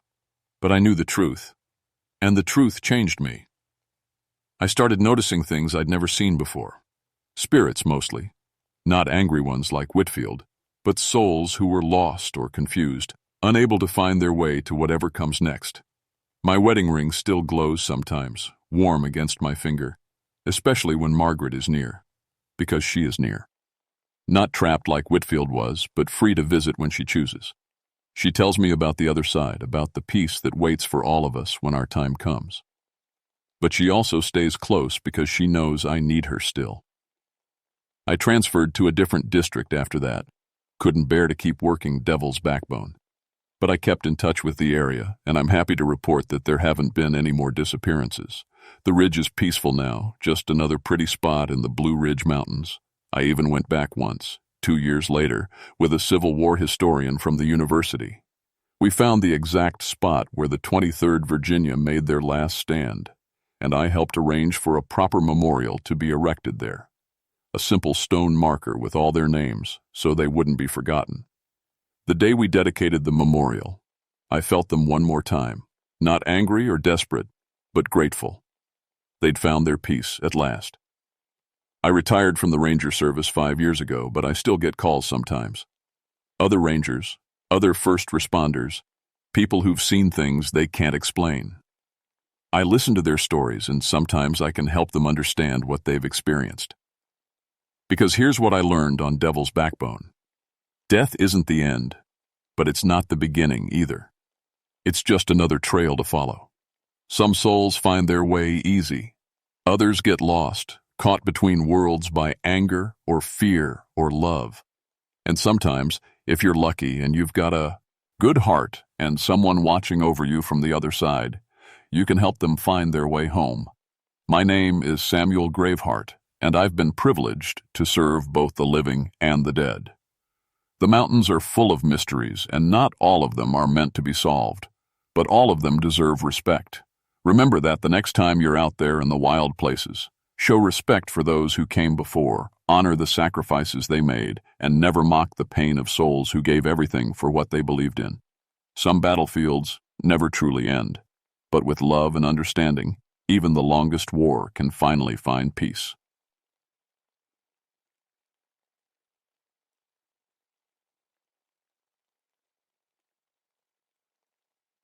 My name is Elena Nightshade, and for 18 years I've worked as a forest ranger in the Jefferson National Forest in Virginia. I have a PhD in botany, which means I study plants for a living. I've written papers about mountain flowers and cataloged every tree species in these hills. I thought I knew everything about how plants work. I was wrong about everything. Before I tell you what happened in Hungry Hollow, you need to understand something about me. I don't believe in ghost stories or monster tales. I'm a scientist. When people tell me about haunted forests or cursed valleys, I just shake my head. Plants are simple living things. They can't think. They can't hunt. They just grow toward sunlight and soak up water through their roots. At least, that's what I used to believe. It was August 1989, the hottest, driest summer anyone could remember. The forest was dying of thirst. Leaves hung brown and wilted on the trees. Even the hardiest mountain plants were starting to wither. That's why what happened in Hungry Hollow made no sense at all. Hungry Hollow sits 18 miles deep into the forest, down an unmarked trail that most rangers avoid. It's a narrow valley surrounded by steep hills, like a bowl carved out of the mountain. The Cherokee people who lived here first called it something that meant, where green things hunger. But Cherokee legends never made much sense to me. I figured it was just an old story. The trouble started on a Tuesday morning when 3 graduate students went missing. Maria Santos, James Morrison, and Alex Chen were working on their master's degrees in botany. Smart kids, all of them. They'd gone to Hungry Hollow to collect plant samples for their research project. They had radios, emergency beacons, enough food for a week. They knew what they were doing, or so I thought. Their last radio call came in 5 days earlier. Maria's voice, "See," rackled through the static. "Dr. Nightshade, you need to see what we found down here. The plants, they're not like anything in the textbooks. The pitcher plants are huge, and they seem to be—" The transmission cut off there. We tried calling them back for hours. Nothing. By Tuesday, their emergency beacons started showing up scattered around the valley, but the students themselves were nowhere to be found. That's when my supervisor told me to take Tom Bradley and go check it out. Tom had been a ranger for 12 years. He was a good man, reliable, the kind of guy who'd give you the shirt off his back. He also believed every ghost story he'd ever heard about these mountains. "Elena," he said as we packed our gear that morning, "maybe we should bring more backup. Hungry Hollow has a bad reputation." "It's just a valley, Tom," I said, checking my botanical collection kit. "Those kids probably got excited about some rare plants and forgot to check in. We'll find them cataloging moss or something." Tom shook his head. "My grandfather used to say the Cherokee avoided that place for a reason. Your grandfather also said trees could talk to each other." "Maybe they can," Tom muttered. I laughed at him then. I wish I could take that laugh back. We hiked out that afternoon under a blazing sun. The trail to Hungry Hollow winds through dying forest for miles. Normally you'd hear birds singing, squirrels chattering, insects buzzing. But that day the woods were silent. Even the flies seemed to have given up. The air grew thicker as we descended into the valley. It felt wrong somehow, like breathing through wet cloth. And despite the drought that was killing everything else, the plants in Hungry Hollow looked lush and green and very much alive. Too alive. We found the graduate students' camp just before sunset. Their tents were still standing, perfectly arranged in a neat angle. The camp stove was clean. Sleeping bags rolled up tight. Everything looked normal, except for the notebooks. Maria's research journal lay open on a folding table, pages fluttering in. The warm breeze. Her handwriting started out neat and scientific, but by the last entries, the words were scrawled and shaky. Day 3. Pitcher plants in Sector 7 have tripled in size since yesterday. This should be impossible. Taking samples. Day 4. Samples show cellular activity. I can't explain. Plants respond to presence. When James walked by the large pitcher, it turned toward him. Day 5. We're not alone here. The plants watch us. God help me, they're watching us. "Elena," Tom called from behind me. His voice was tight. "You need to see this." I followed him to the edge of the clearing. There, growing beside a stagnant pool of water, was the biggest pitcher plant I'd ever seen. Most pitcher plants are about the size of a coffee mug. This one was big enough to hold a person. And it was moving. Not the slow, barely visible movement you sometimes see in plants reaching for sunlight. This thing was shifting back and forth like it was looking for something. The mouth of the pitcher, the part that usually catches insects, kept opening and closing like it was breathing. "That's not possible," I whispered. Tom pulled out his camera and snapped a few pictures. The instant the flash went off, the plant froze. Then slowly it turned toward us. I felt my scientific worldview crack like thin ice. "We need to find those students," I said, backing away from the thing. We spent the next hour searching the valley as darkness fell. The deeper we went, the stranger things became. Vines hung across the path in patterns that looked almost deliberate, like they were trying to block our way. Venus flytraps, which don't even grow in Virginia, dotted the forest floor in perfectly spaced rows, and they were all much too big. Tom found the first body. "Elena!" he shouted from somewhere in the thick undergrowth. "Over here! Now!" I pushed through a curtain of vines and found him standing beside another massive pitcher plant. This one was even larger than the first, big enough to swallow a deer. Its sides bulged outward like a full stomach. Maria Santos was inside it. What was left of her, anyway? The plant had digested everything below her waist, but her upper body was still recognizable. Her face was frozen in a scream, eyes wide with terror. But here's the part that made my blood run cold. She looked fresh, like she'd died minutes ago, not days. "Jesus Christ," Tom breathed. "How is she still?" I forced myself to think like a scientist. The digestive enzymes must preserve the tissue somehow, like embalming fluid. But even as I said it, I knew it wasn't right. No plant works that fast. No plant keeps its prey that fresh. And no plant grows to the size of a bathtub in less than a week. Tom was taking more pictures when Maria's eyes opened. She looked right at me. Her mouth moved, trying to form words. No sound came out, but I could read her lips. "Run." Then the pitcher plant's mouth snapped shut like a giant clam. Tom dropped his camera. It shattered on the rocks. "We're leaving," he said. "Now." I wanted to argue. I wanted to take samples, measure the plant, figure out what was happening.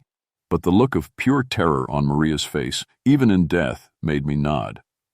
We turned to head back toward our camp, but the vines had shifted again. The path we'd used to get here was gone. In its place was a wall of thorny undergrowth that definitely hadn't been there before. "Which way did we come from?" Tom asked, spinning in a circle. I pulled out my compass.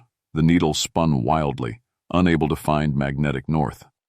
My GPS unit showed nothing but static.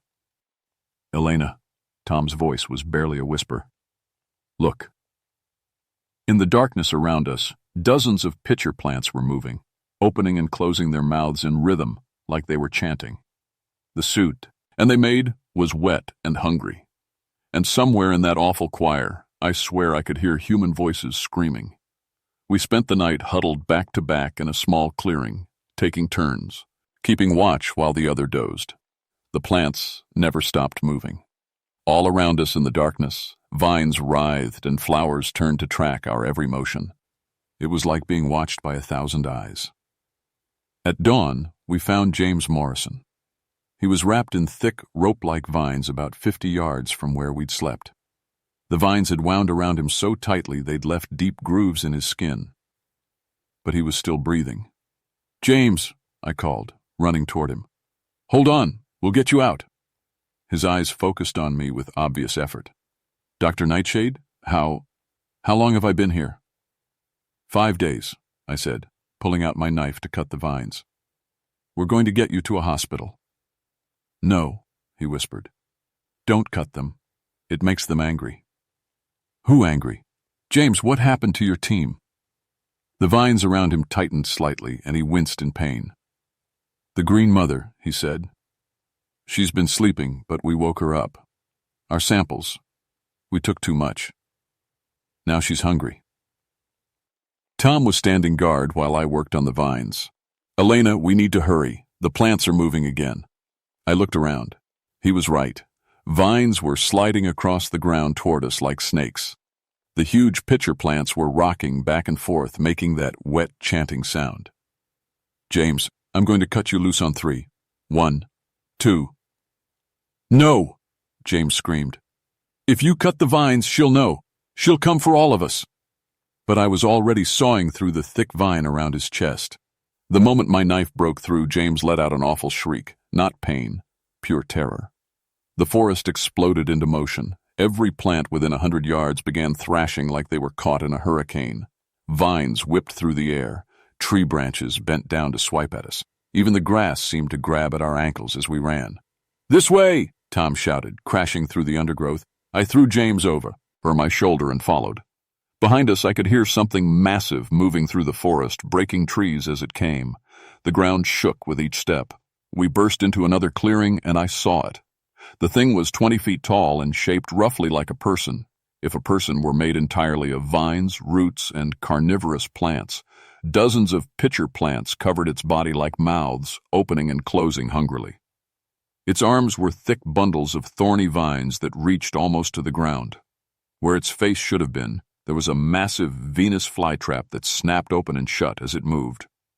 The harvester. It saw us and let out a sound like wind through a graveyard.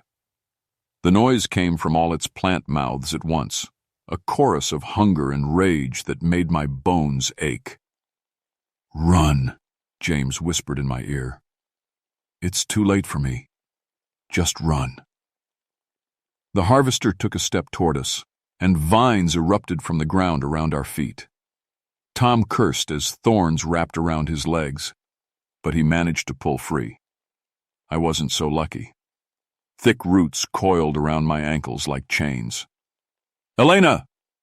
Tom pulled out his emergency flare gun. "Duck!" The flare hit the harvester's center mass and burst into brilliant red fire. The creature shrieked and staggered backward, beating at the flames with its vine arms. For a moment, I thought we'd won. Then it smiled.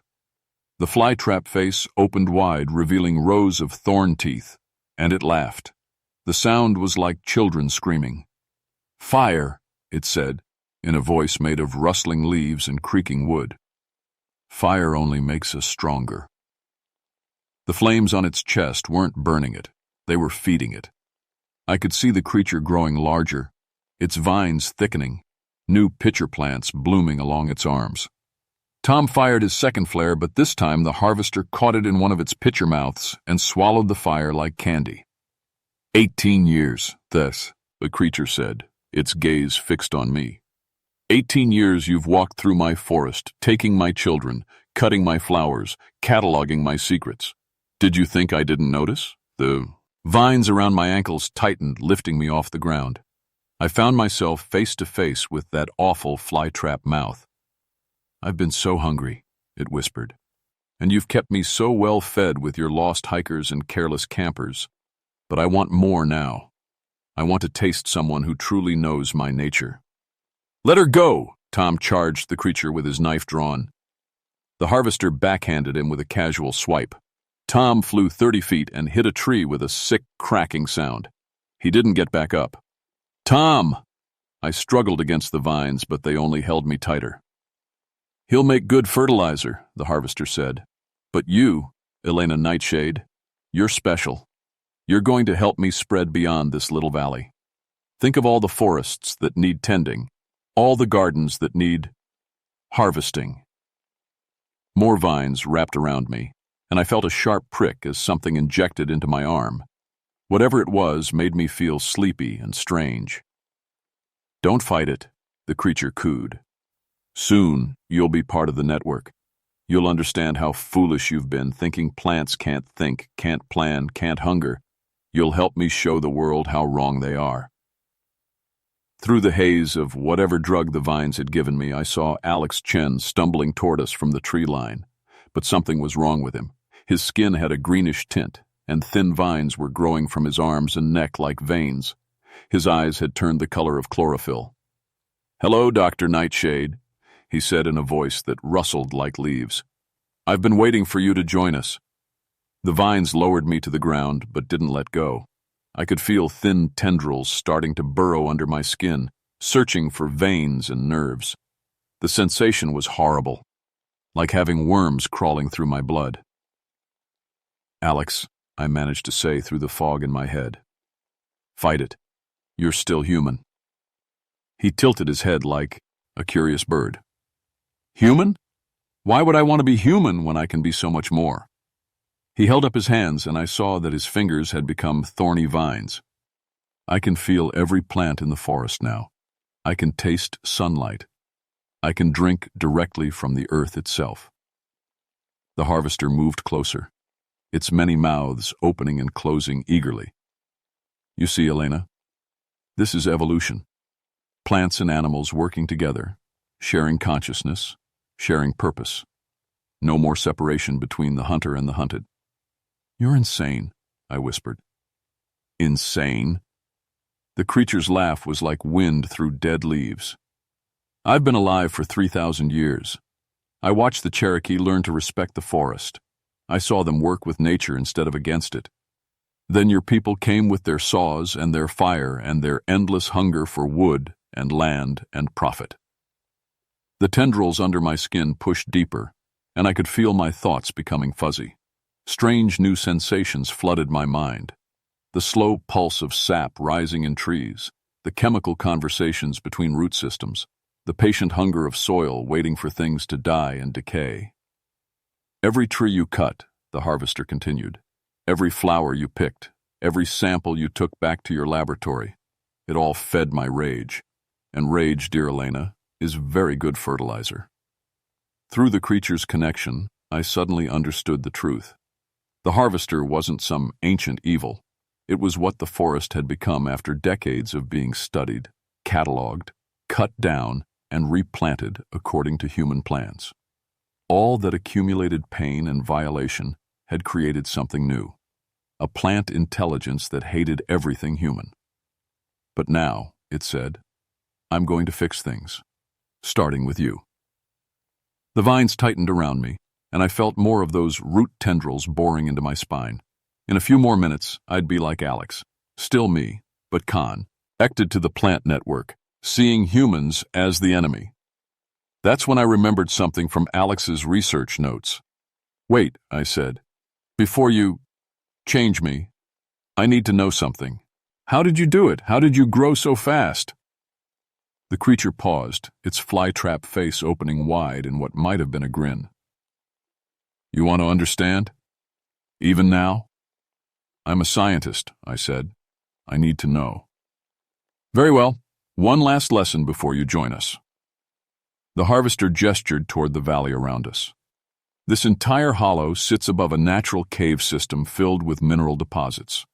Iron, magnesium, phosphorus, everything a growing plant needs. I simply redirected the flow. It pointed to the stagnant pools scattered throughout the valley. What you think is standing water is actually a circulation system. My roots have tapped into underground streams for miles in every direction. I pull nutrients from the entire mountain and concentrate them here. But the drought feeds me too. As other plants die, their nutrients flow downhill into my root system. The more the forest suffers, the stronger I become. I nodded, as if fascinated, but inside I was calculating. If the creature was pulling nutrients from underground water sources, then those same sources could carry other things, like the fire suppressant chemicals Tom had in his emergency kit. "That's brilliant," I said. "But what about fire? How do you handle forest fires?" "Fire is just another tool," the harvester said proudly. "I control what burns and what doesn't. A little selective burning clears out the competition and creates more nutrient ash for my soil." Perfect. The tendrils in my spine had reached my brain now, and I could feel the creature's thoughts starting to merge with mine, but I could also feel the root network itself. Hundreds of miles of interconnected plant consciousness spreading through the mountain, and I could feel its weakness.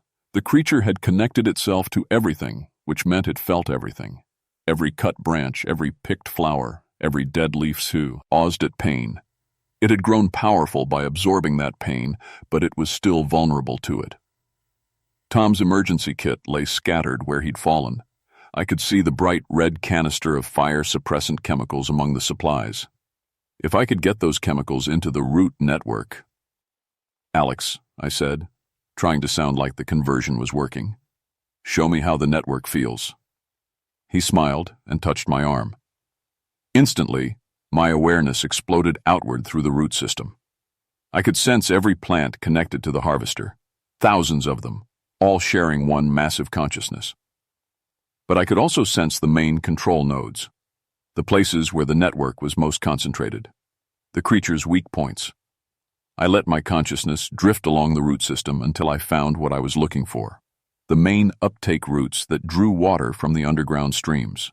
They were thick as tree trunks and located directly beneath the largest cluster of pitcher plants. Time to test a theory. I pulled back into my own mind and looked at the harvester. "I understand now," I said. "You're not just a plant. You're the forest itself, fighting back." "Yes," the creature hissed. "Finally. You see." "But there's one thing you haven't considered," I said, and rolled sideways toward Tom's emergency kit. The vines tried to stop me, but the movement surprised them. I grabbed the fire suppressant canister and yanked the pin. "Fire isn't your only enemy." I sprayed the pressurized chemical directly into the largest pitcher plant. The creature shrieked as the suppressant flooded its system, but that was just the beginning. The chemicals were designed to coat surfaces and prevent combustion, but they had an unexpected side effect on living plant tissue. They disrupted chlorophyll production and blocked cellular respiration. As the suppressant spread through the root network, the harvester began to convulse. Its vines thrashed wildly. The pitcher plants along its body turned black and started to wither. "What have you done?" it screamed. "I poisoned your root system. I said, backing away as the creature staggered. "Those chemicals will spread through your entire network within minutes." The harvester lunged at me, but its movements were already becoming sluggish. Vines that had been thick and powerful moments before were now brittle and weak. "You can't kill us all," it gasped. "We're in every forest and every garden, every potted plant and every human home." "Maybe," I said, "but I can kill you." The creature made one final desperate grab for me, but its vine arms crumbled like old paper. The flytrap face opened and closed weakly, trying to speak, but only managing a whisper like autumn leaves. Then it collapsed into a pile of rotting vegetation. The silence that followed was deafening. Without the harvester's influence, the plants throughout the valley began returning to normal. The giant pitcher plants shrank back to regular size. The animated vines went limp and still. Even the air felt cleaner, like a fever breaking. But Alex Chen was still connected to what remained of the network. He staggered toward me, his plant hybrid features starting to wither as the main consciousness died. "Dr. Nightshade," he said in his own voice for the first time in days, "I can feel it dying. The connection is breaking." "Are you still you?" I asked. He looked at his hands as the vine fingers turned brown and fell off. "I think so. It's hard to tell. I remember being part of something so much bigger." He shuddered, but also so angry. "It hated us, Dr. Nightshade. It hated everything human." Tom was unconscious but alive. He'd have a concussion and some broken ribs, but he'd recover. James Morrison wasn't so lucky. The stress of being wrapped in those vines for days had damaged his heart. He died on the helicopter ride to the hospital. The official report blamed the deaths on a flash flood that had washed Maria Santos and James Morrison into a sinkhole. The fire that consumed most of Hungry Hollow was attributed to a lightning strike. My chemical burns from the plant acids were explained as injuries sustained during the rescue attempt. Nobody asked too many questions. Sometimes people don't want to know the truth. But I know what really happened in that valley. And sometimes, late at night, I still dream about the harvester's voice promising that it wasn't the only one of its kind. I quit the Forest Service 6 months later. Now I teach botany at a small college, and I spend my weekends working with local Cherokee elders to document traditional plant knowledge. They have stories about other valleys, other places where the boundary between plant and animal gets fuzzy, places that might need watching. Because here's the thing about plants that most people don't understand. They're not as passive as we think. They communicate through chemical signals. They share resources through underground networks. They can even warn each other about dangers. And if something like the harvester could evolve once, it can evolve again. Last week, one of my students brought me a Venus flytrap for the classroom. It was bigger than normal, and when I got close to examine it, I swear it turned to look at me. I burned it that same day, just to be safe.